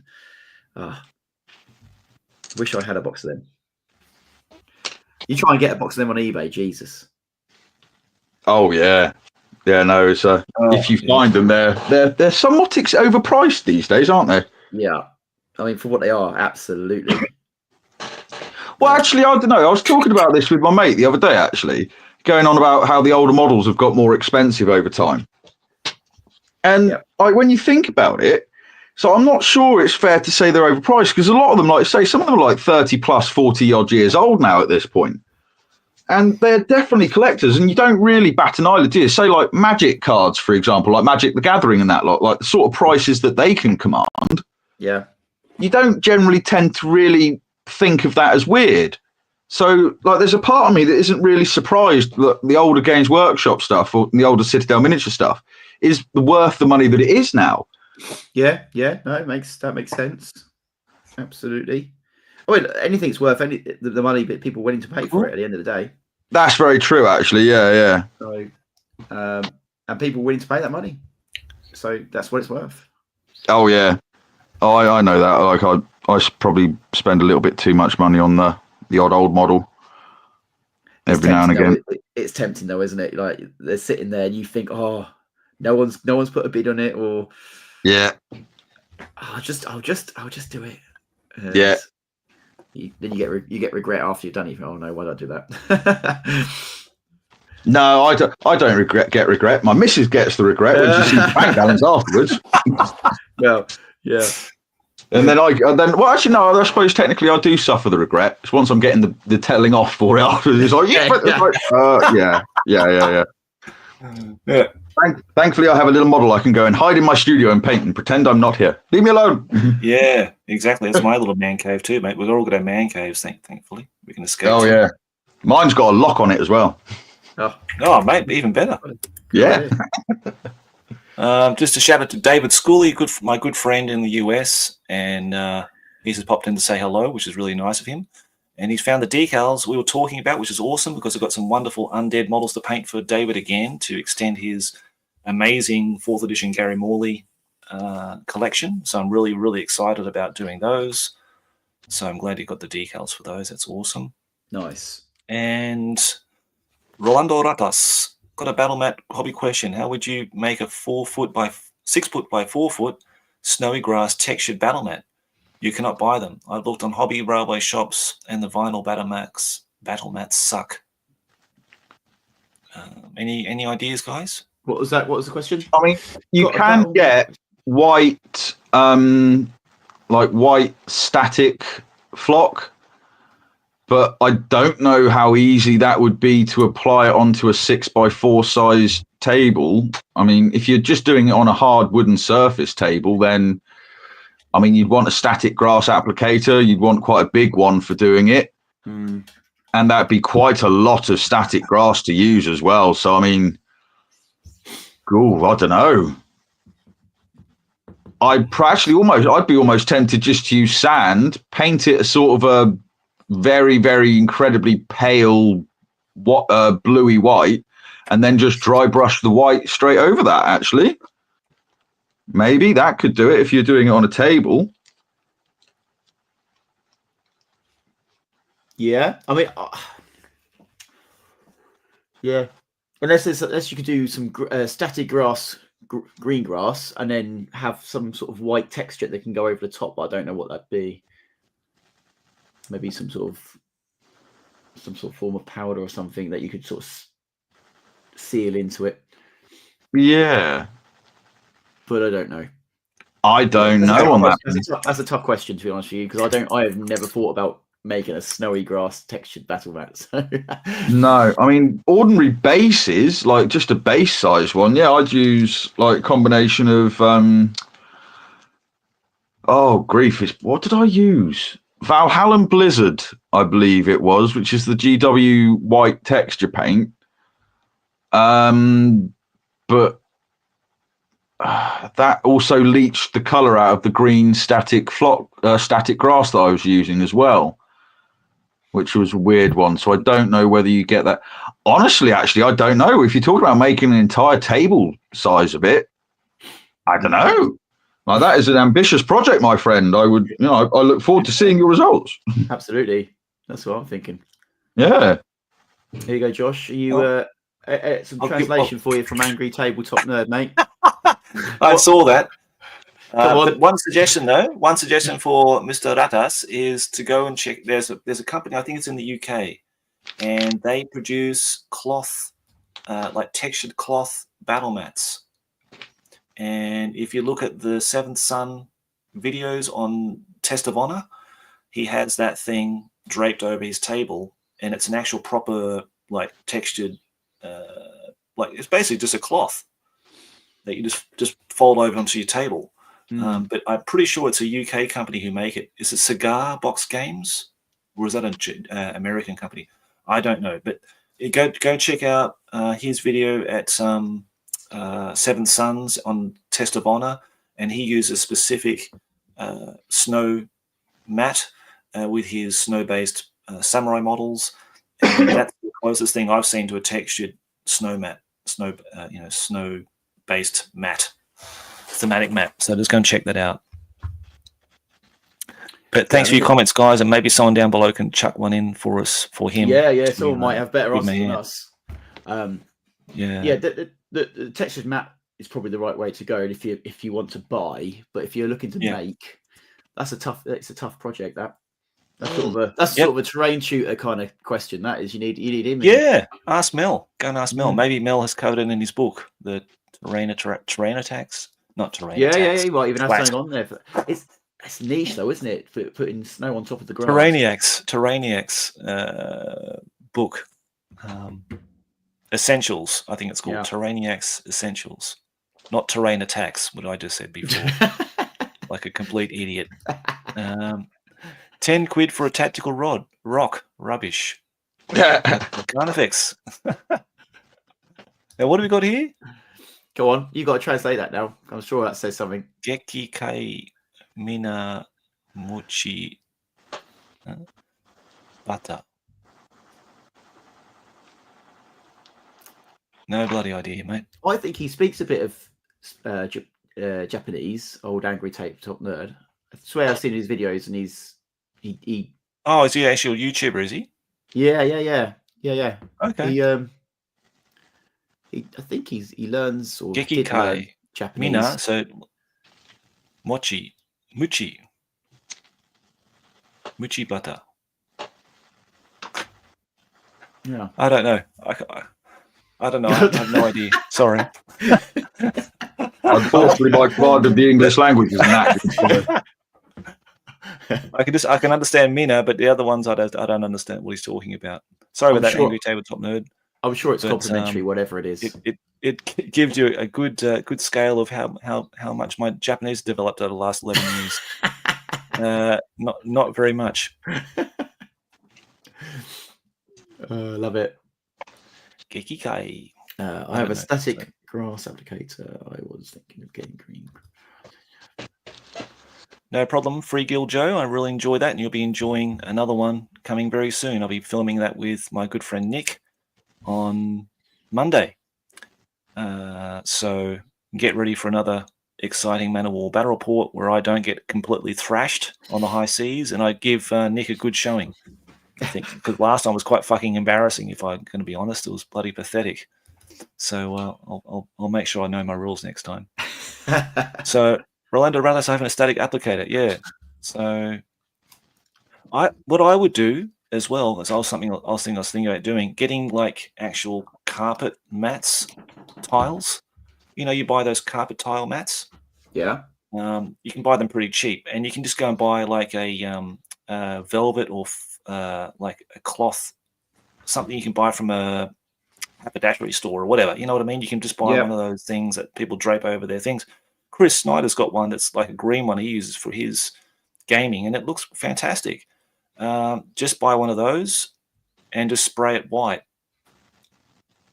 That's what I would do. If you want to texture a cheap one, get one like that, and stick on your tough to grass or whatever. Applicate it to the mat itself, and do it that way. So, what sort of finely spray it over so it sort of almost looks like it's right, half settling type thing. So David suggests that white as tile grout may work over acrylic chalk. So, Oh yeah, that's a very good idea. If you spray that, because if you spray the tile grout with a bit of water or something afterwards, it sets like concrete. It's not going anywhere. Ah, right. So yeah, no, that's actually a very good idea. I didn't think of that. Okay, that's a good one, David. Thanks, mate. Nice. Snow table, bare polystyrene, mate. Yeah, like the good old German guys from Dice Hammer. They're classics. But if you've ever seen their videos on 2nd edition 40k, have you seen those videos at all, Danny? Yeah, oh yeah. Nice. Yeah, they're great. I really love those guys. But they have like this entire table of polystyrene that has not been painted, and it's the same stuff they've been using since the 90s. It's classic. If you've never seen it, Johnny, you should watch it. It's brilliant. I've not. No.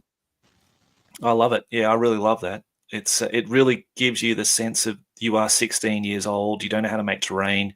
You just got a whole heap of like stuff out of a box that your refrigerator came in. You got your hot knife thing, and you cut it all out and just slapped it on the table. I think it's an absolute brilliant idea. Amazing. That is cool. So we've got Albrecht Black Rosengarten. I think I know Black Rosengarten. Greens from Germany. Yes, Rosengarten paints black. You do some amazing stuff on Instagram, mate. I really love your orcs, your Kev Adams orcs you got from Nightmare Miniatures. They look really, really cool. Really great conversions. So thanks again for joining us. I do know that name. Something about pigs. I don't know what's it in reference to. Carnifex. Have you been drinking? You shouldn't be. It's very early in the morning. Hang on. He says something like, everyone in the theatre whips the pig. Okay. Thanks very much, Noah. No wonder I couldn't get it, mate. But no bloody. Okay. Butter for the pig. Okay. Right. Gotcha.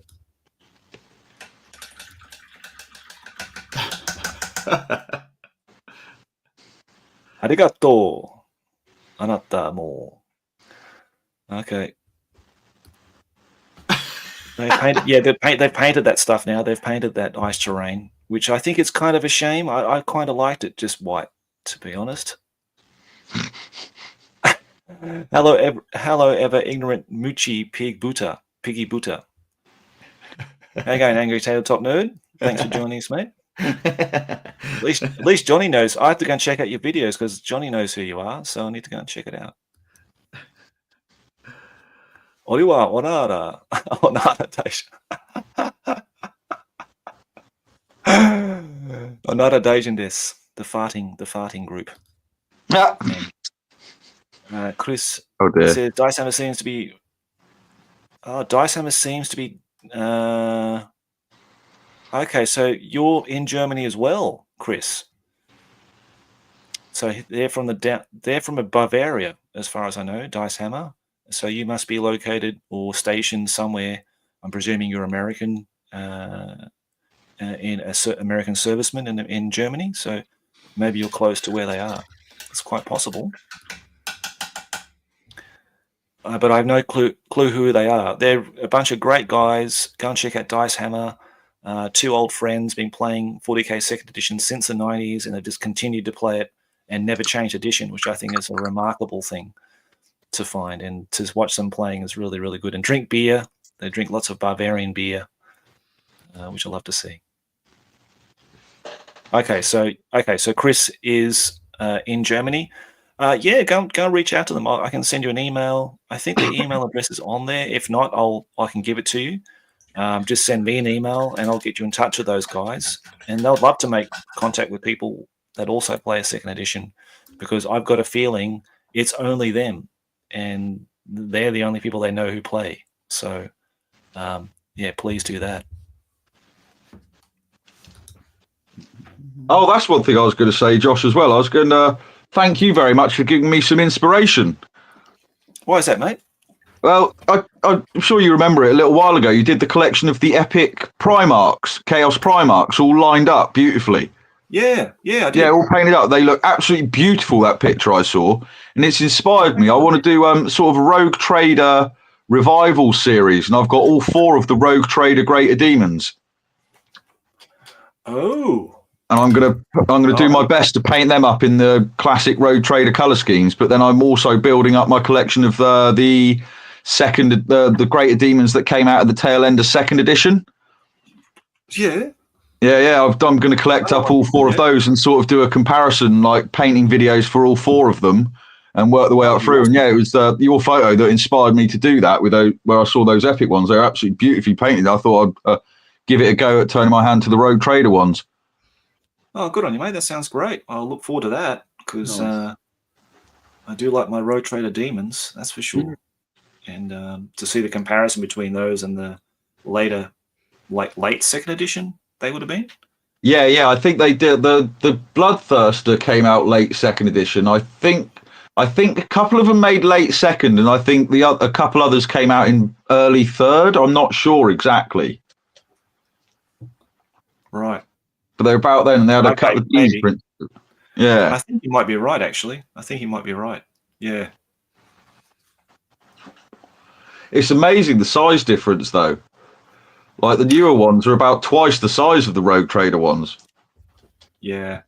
Well, I suppose they're supposed to be big bastards, aren't they? So well, that's the case for nearly every single GW model that's been renewed, isn't it? It just gets bigger. Yeah. Okay. Well, I don't know. I mean, Josh, you would probably know a lot better about this because you were around involved with the company back in the day. Would you say it's more of an advancement in the methods they had for actually making the models back then? That's a subject I really have no knowledge about, to be honest, Danny. Oh, right. Okay. Never involved in the production of the miniatures, and I was only there for a very brief time in the studio. So, yeah, I really don't know much about that side of things. But I'm sure we'll have someone on in one of these patent chat sessions one day that was directly involved with it, and they can tell us all about it. That'd be really that's true. That'd be brilliant. To have on. I'm hoping I'm going to get Andy Hobday and Mark Farr from Footsore Miniatures on here, because they're all long-term servants of Games Workshop back in the day. Yeah. And they would be able to tell you lots about that. So let's see. Yeah, that'd be good. Really Yeah, be nice. And 80 as well. 80 wanted to come on today, but unfortunately he's out gigging with his wife because they go out every weekend to the clubs and bars and stuff, and she performs there. So he would love to come tonight, but he couldn't. So maybe in the future we'll get 80 Wood on to talk all about Epic and maybe other stuff that you guys want to ask him about, which would be awesome. So I'm looking forward to that. Yeah, that'd be nice. Yeah. I need a much better camera setup. I can't see what I'm filming when my phone's set up like this. Well, the camera's in a. Well, I suppose just. But at least you can see what you're doing. I can see your hands very well. That's good. That's good. At least I've got. Oh, really? I can read the tattoos on your fingers, mate. So that's.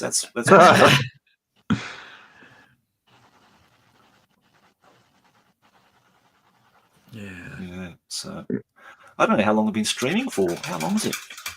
Nearly 2 hours. Oh, we've done pretty well, man. Yeah, we've done pretty well. That's good. Doesn't feel like there. Yeah, it doesn't feel like it at all, does it? You were supposed to come at like 2 hours, like after we started, I think, Jonny. So you did well, mate, getting back in such a short time. Yeah, I was out at one of those You know those bars that do like axe throwing and shuffleboard and stuff like that. That's why I was at one of them. All right. And I quickly sort of made my exit after a while. Where are you going, Johnny? I've Yeah. got something really important to do, and I can't really discuss it now. But don't look on YouTube. Yeah.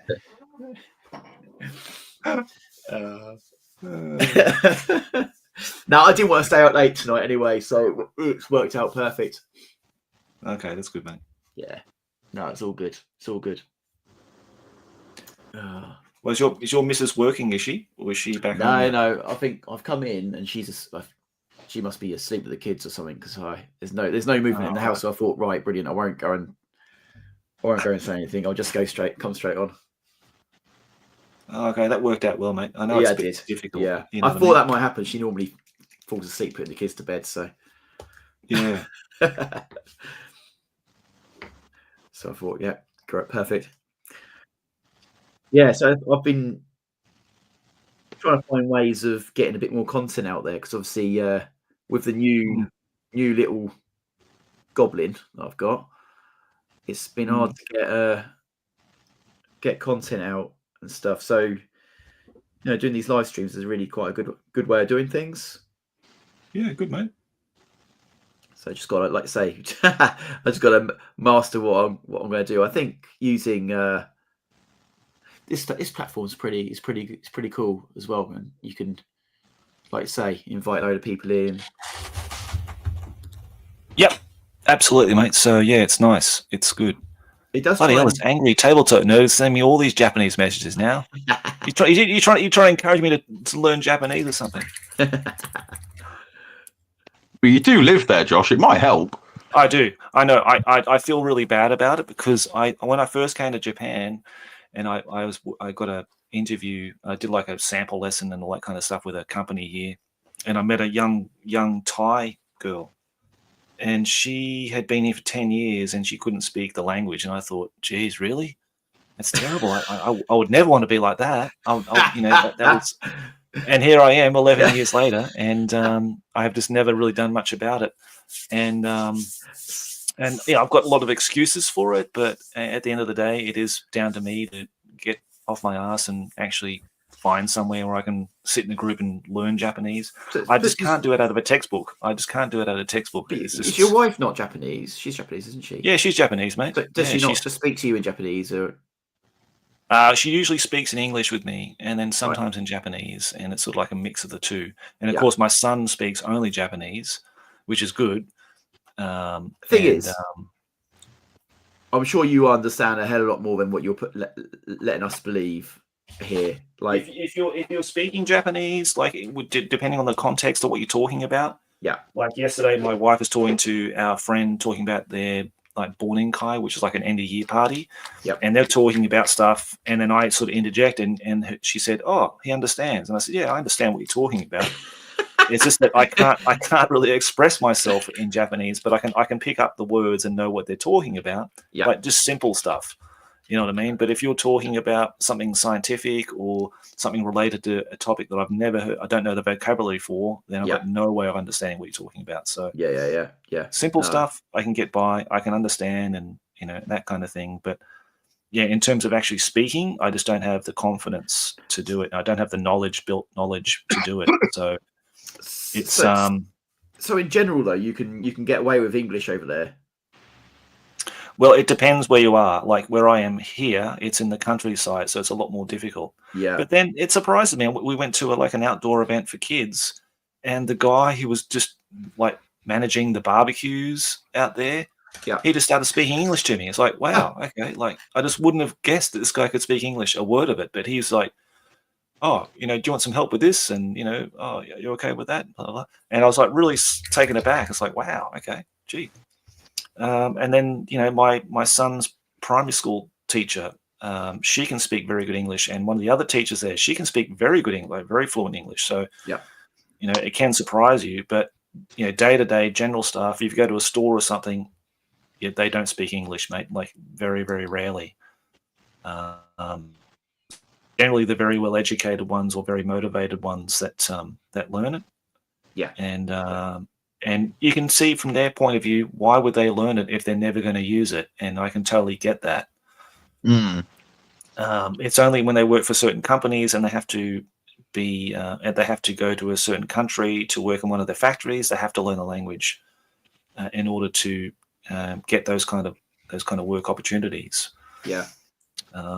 So I totally get it. But yeah, I should learn more Japanese. I feel really bad about it. I'm that's one of my New Year resolutions. Even though it has been the same resolution for the last 5 or 10 years, I'll try to make an effort to really learn the language and get more immersed into Japanese culture and everything.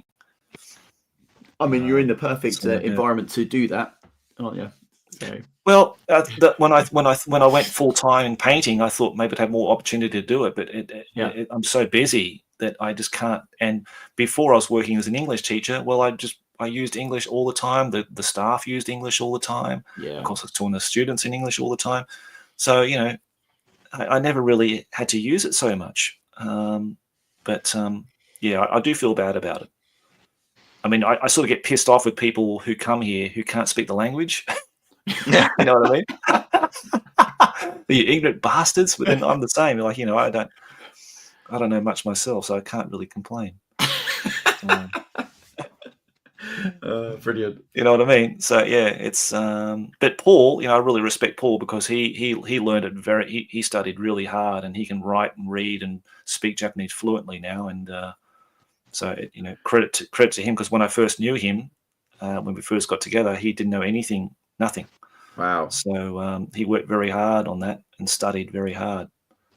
He strikes me as a very studious kind of guy, though. He is. Yeah, he's not like me at all. Like I'm totally the opposite. Yeah. I find, and we're all different learners. Yeah. And I'm more of a, just show me.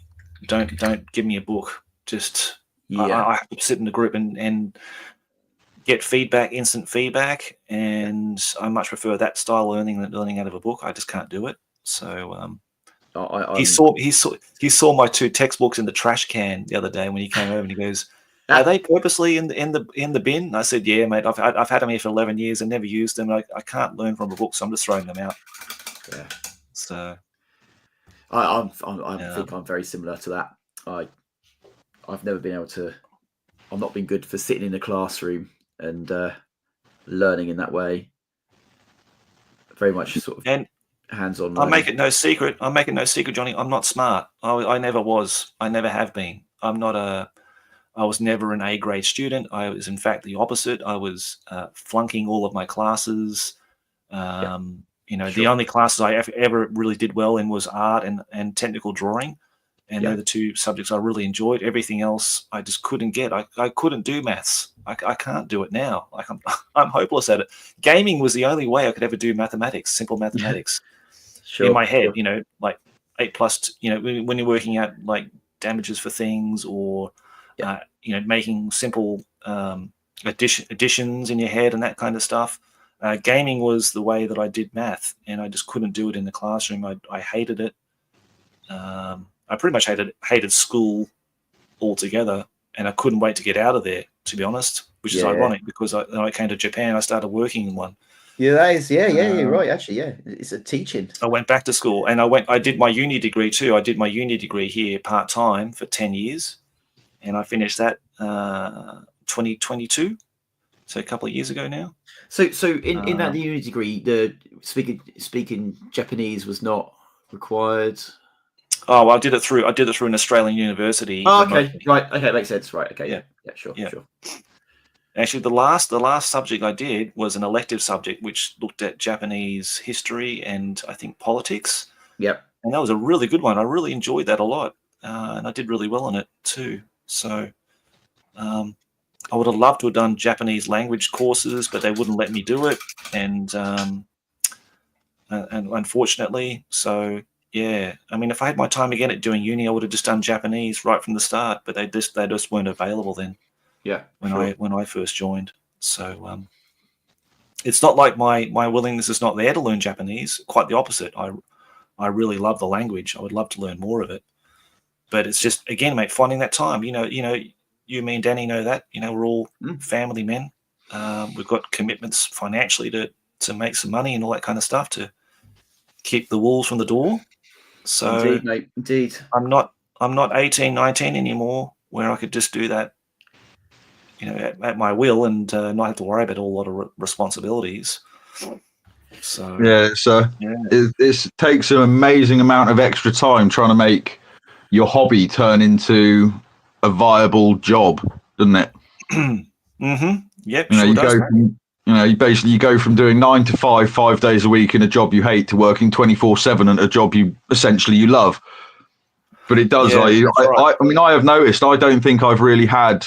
Like, I think. Well, no, I have. I've probably had like a handful of actual weekends in the 4 or 5 years since I started trying to do commission painting.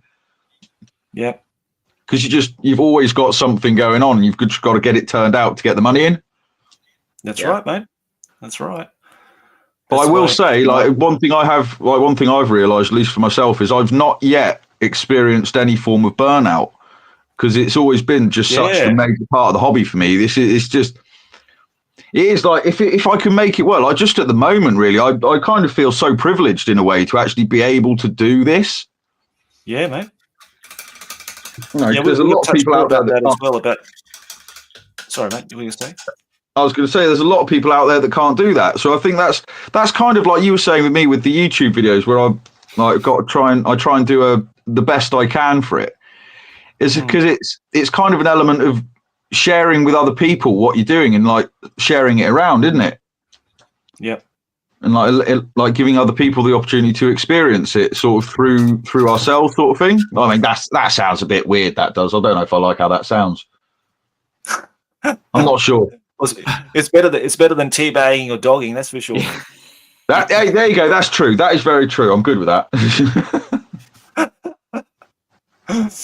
No, if people are just tuning in and they don't know who our guests are, we've got Danny from Nostalgia Hammer Hobbies, and he has his own YouTube channel, and I urge you to go and check it out. He has wonderful painting tutorials. Covering a lot of mainly focused on 40k second edition. Is that right, Danny? Is that fair to say? Yeah. That's at the moment. It's mostly it's all 40k second edition at the moment, but there will be other stuff coming on in the future. Right. Now, also you're a commission painter, like myself. Yeah. Doing that full time. That is very true. Yeah. How do people get in touch with you, mate, about getting commissions? I've got a website, and that would be Cauldron of Paint. Basically, just cauldronofpaint. Oh God, no! I was going to say .com or .co.uk. I'm not sure which one it is now. There is there's always a link in any of my videos on YouTube. There's always a link in the descriptions. I'm hoping it should be .co.uk. That's some good marketing. Have you picked up any people? Oh God, don't! I said I've been trying for 5 years to do it. There might be a reason why I'm still trying. I'm not very good. At least at the marketing side of it, anyway. Grief. Well, that's the thing, though, Dan. Like me, you got to do all the work. You're doing your accounting. You're doing the promoting. You're doing the videos. We're a one-man band. It's not easy, mate. That's why we're working so hard. That's one of the reasons why we're always doing this. Yeah, it's always learning new things on how to do it. Yeah, yep. It's learning how to make it work as well. Because I've always been a number. I've always been employed. So working out how to do it all for myself, sort of thing. There's a surprising amount of stuff you've got to work out. Yep. Not that it's a bad thing. I'm genuinely enjoying it. Yeah, I've enjoyed I've really respected the opportunity to do it, because now I can see it from the other side, being an employer. What goes into employing somebody, how much money it costs them, their overheads, and all the other stuff that you're thinking about that you sort of take for granted when you're employed by somebody. And when you switch it around, where and I think, are you self-employed, Jonny? No, I'm not. You work for someone, okay, mate. Yeah, I do. Yeah. And yeah, when you flip that around, when you flip the tables around, you think, shit, there's an enormous amount of stress you got to take on. My father always worked for himself, and he was so stressed out, with all the people he employed, all the cost of running the factory, and all the stresses that come with that. I don't share any of that kind of stress, but I can see from somebody who's in that position, yeah, that's a lot of shit you got to take on. And then you've got to take someone else on, trusting them that they're going to do the job that you want them to do and all this kind of stuff. Yeah, I've got a newfound respect for employers who employ people in their businesses, because that's a big commitment. You know, you're about to share with somebody to do that. Yeah. So, yeah. No, I agree. People sometimes, employers always get a bad rap, like, oh, I'm just trying to squeeze you for money and stuff like this. But it's not easy, is it? It's not easy, especially for small businesses. It's all the taxes is work. It's all run for the big corporations to make the money. You know. Yeah. So it's very hard to run a small business these days, big time. So yeah, absolutely, big respect to you guys for giving it a go and actually, you know, making a success of it. So I thought you were going to say something else. Yeah. No. Yeah, may you keep going. Good stuff. Yeah, I hope so. Yeah, definitely. Keep doing it. I want to do. I love what I do, and we talked about burnout. And I think that was one of the topics you brought up on your live stream the other day too, Jonny. That you talked about burnout, and if I suffered burnout, whatever. Now, to be honest, it very rarely happens. I think Danny will probably be the same as me. I think we're doing this because we can paint for prolonged hours of time. I can sit on my bony ass for like 13 hours, 16 hours, and just paint all day. It's what they call being in the zone. And when you're in the zone, you know what I mean? I just put on YouTube in the background, or music or podcasts or whatever, and I can just sit there all day and do it. I don't have any kind of issues. It's only very rarely where I just think, I just don't think I really want to paint today. But that happens maybe once every 2 years. But where I have like a break. Have you always been like that? Because is it less like that now because you're making money out of it? No. The only reason why I made the commitment of doing it is because I know that I can do it for long periods of time. And because just imagine that, like entering a business where you're painting for a living and then just saying, I don't really feel like painting today. Yeah. You don't want that. It's not going to work, is it? You know, that would be the worst thing to do. Yeah, no, I would say I completely agree with you on Josh that one. To be honest, I mean, I can I'll often find myself, I've like come down the studio in the morning, and then before I realise it, I'm looking up and it's pitch dark outside, and it's like midnight sort of thing. It's like, Reef, where's the time gone? And I'll just be, I'll do it sometimes where I think, right, I've just got to stop and go to bed now. And then I'll be sat down just before I go to bed, and I'll be looking at the models I've been painting, and I'll spot a bit that I've not done or I've missed. And then I think, I'll just do this little bit. Next thing you know, it's 3 hours later and I've done 4 more models or something. You're like, okay, now I need to go to bed. Mm-hmm. Yeah. I can imagine. And I think Danny will share this with me too. Like every project we get, I don't see it as money. I see it as like a wonderful project that someone's entrusted with me to do for them. Sure. And that I put I do put my heart and soul in them. I will say that. Everyone. I mean, proofs in the pudding when you do your army reveals and stuff for people on the channel, and they always look fantastic, mate. So I hope so. It's clear that you obviously take a lot of care and time in it. I try to, mate. I try, honestly. No bullshit. I'm not trying to build myself up here. But I know Danny would feel the same way, that like when he gets a project from someone, they're giving you money plus their models and trusting you're going to finish the job and do it really well. And when they receive it, they're like, wow, this looks bloody amazing. And like I always look at them. Yeah. I always look at them as basically my models when I'm doing it. It's like I paint them exactly the way I would. The same care and attention that I would put into my own ones. And if I'm not happy with it, then it's not something I'd be willing to send off to the client. It's got to be something that I'm looking at it going, I'm good with this one. Yeah, that makes sense. Now, that's an interesting point too, Danny. I want to bring up with you, mate, because I know you do like different tiers of painting levels and stuff like that. Because you do like different levels, don't you? Like a basic to. No, I don't want to speak on your behalf, but you do like sort of like a basic sort of tabletop level up all the way up to like a professional standard. Well, as close to as professional as I can get. Yeah, that's actually something I've only actually learned to do since getting into commission painting, to be honest. Because before that, I used to basically I used to paint every model like it was a character model. Even your basic, like tactical marine was painted the same. I couldn't not paint it any other way. Then I started doing commission painting. I thought, well, like you do like there's a lot of people that just do have like, here's your basic tabletop, but it's almost an element of doing it to that level of neatness, if you know what I mean. That sort of level of crispness which comes through with it, and it makes it a little bit more affordable for people and easier for people to get. Again, it's like I was saying earlier to you about the old imposter syndrome. It was only because my mates were saying to me about getting into the commission painting and giving it a go, because I was having a few of my mates tell me, you're a decent painter, you should give this a go, give it a go, blah blah. And I was watching people on YouTube, and I was seeing them do it, and I was thinking, well, yeah, all right, I'll give it a whirl. And I do still feel like almost unworthy to be a commission painter, if you know what I mean.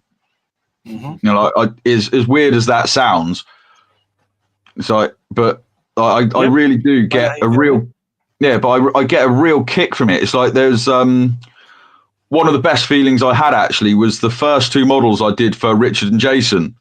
Was I did Richard an Eldar Avatar, and I did Jason the Chaos Space Marine Lord that was released for 2nd edition, the one with the power axe and plasma pistol.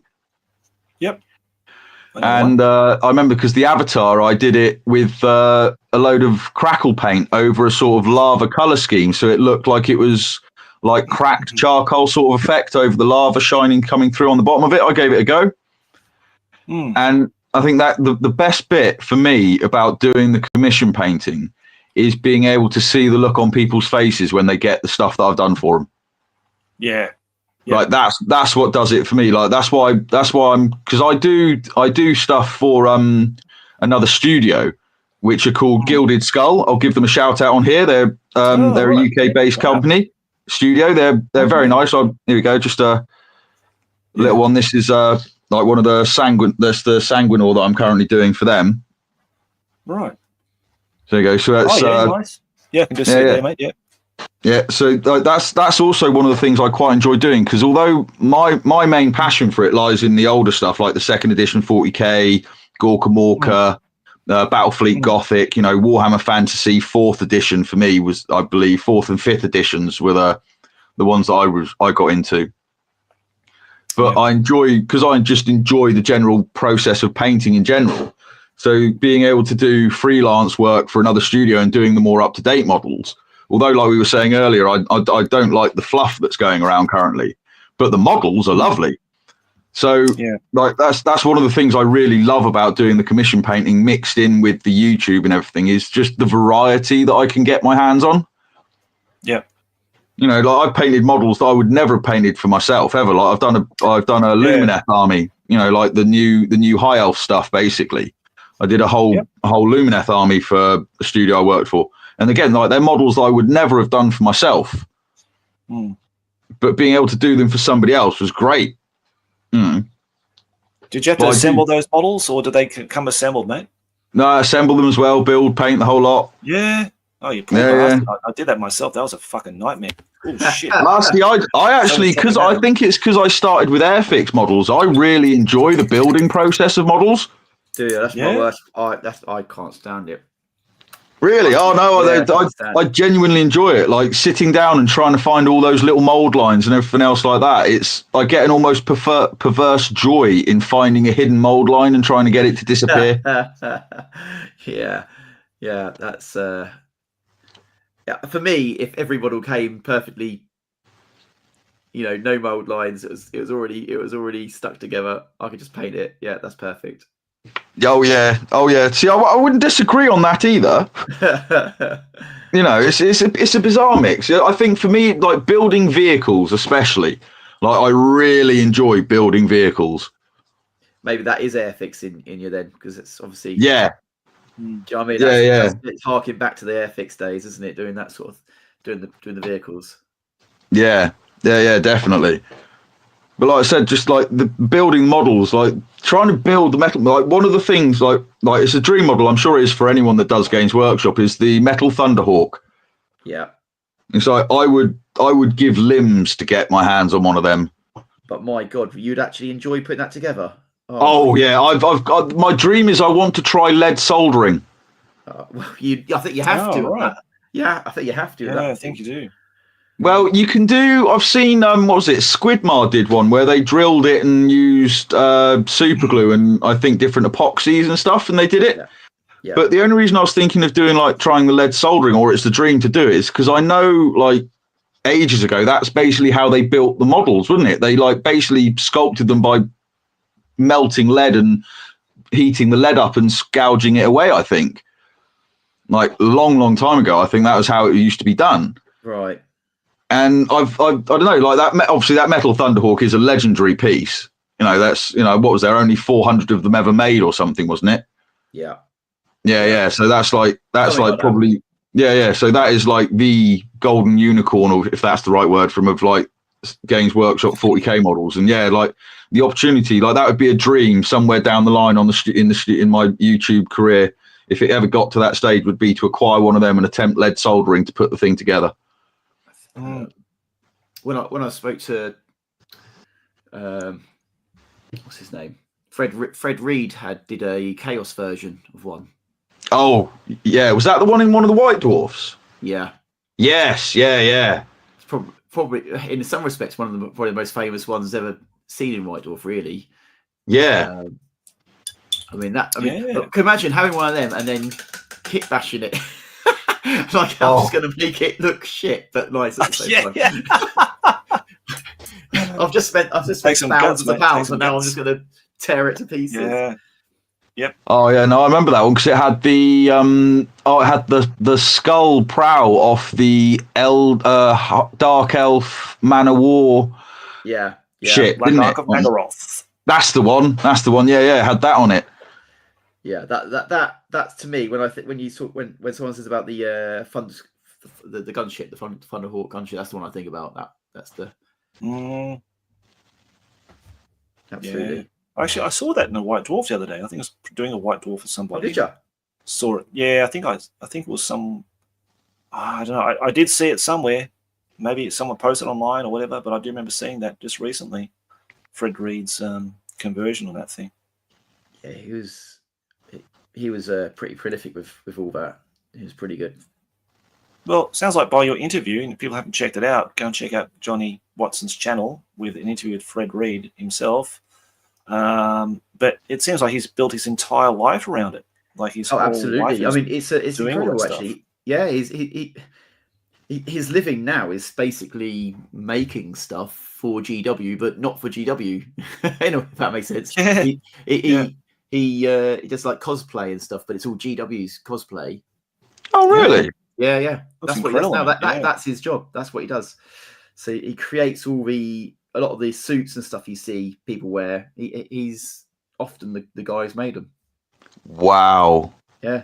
Yep. Go and check it out, Danny. Go and check it Yeah, out. I will have to go back and check that one out. Yeah, definitely. Yeah, it was good. It was a really fascinating interview. So, yeah. And he's in the US now, isn't he? He lives in the US. He lives in the US now. Yeah. Because they have much larger like Comic Cons and stuff like that, don't they? Out there. So exactly. So what his stuff is obviously much more relevant out there than it would be in the UK. Yep. Which I sometimes think is a shame. I often think this country misses out on that side of things. Say that. Oh, it does. Yeah, we don't have the big thing. Is the Americans do it well, don't they? Out there, they're sort of the razzmatazz. Everything's big, grand. Whereas us Brits don't do that sort of thing. We're a bit shy, aren't we? We're in a little big room. It's like going to Sloot. It's a big convention, but it's nothing that special. It's just a big room with a lot of vendors. Whereas if that was in America, it would have all sorts going on.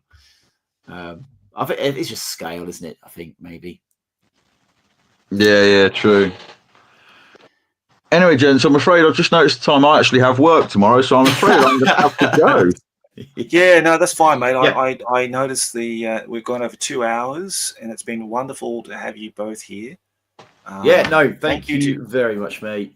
We're definitely going to do it again, and hopefully we can make this a regular thing. So you, myself, Danny, and Johnny, and we'll have some other people in as well. Maybe 4 or 5 people. I think 4 is a good number. I think otherwise people will start talking. Yeah, I think so, each mate. other. Yeah. Yeah. I think that's a Definitely. realistic kind of goal. But yeah, if you guys want to do it again with me, then that would be awesome. I'm just going to change my camera back just so you can see my wonderful face. But yeah, if you guys want to do that again with me, that'd be awesome. I'd really like that. Yeah, definitely. And we'll get another person in the. We'll have that third chair. We can swivel around and get other people in, like 80 or someone else from our community. Absolutely. That'd be really, really nice to do that, and then just have a bit of a paint and chat, bit of a natter. It's called a splatter natter for that reason. It's a splattering paint and nattering as we go. Thanks everyone in the chat who's come along to say hello, and hopefully we can keep these on a more of a regular basis, and we'll keep you informed well ahead as to when they're going to be. And yeah, well, apart from that, gentlemen, have a great evening. Yeah, guys, I'm going back to bed. I'm going to bed now. Yeah, definitely. Yeah, guys. I'm going to be going to bed and crashing out myself at work. Right, yeah, no, it's been great. We'll definitely be doing this again, Josh, I reckon. Definitely. Awesome, guys. But just in closing, please check out Nostalgia Hammer Hobbies. That's Danny's channel. Check out his awesome tutorials, and check out Johnny Watson Gaming's channel for his painting videos, Bretonian project he's doing, and other game-related stuff, all nostalgia-based. Yeah. Okay, so with that, guys, let me just go to, because I haven't done this for so, and Johnny, you'll piss yourself laughing, mate. When we first got this up and Danny joined in, which was great of him to do it, and we started talking and going on, blah blah blah blah, and then I realised, oh fuck, I haven't pressed the live button yet. Hey, that's standard, for you, mate. That's standard. Oh mate, I haven't done this shit for so long, so yeah, no wonder. So anyway, guys, look, on that note, let's go. Take care. See you later. Cheers, guys. Okay. Bye. See you, mate. See ya.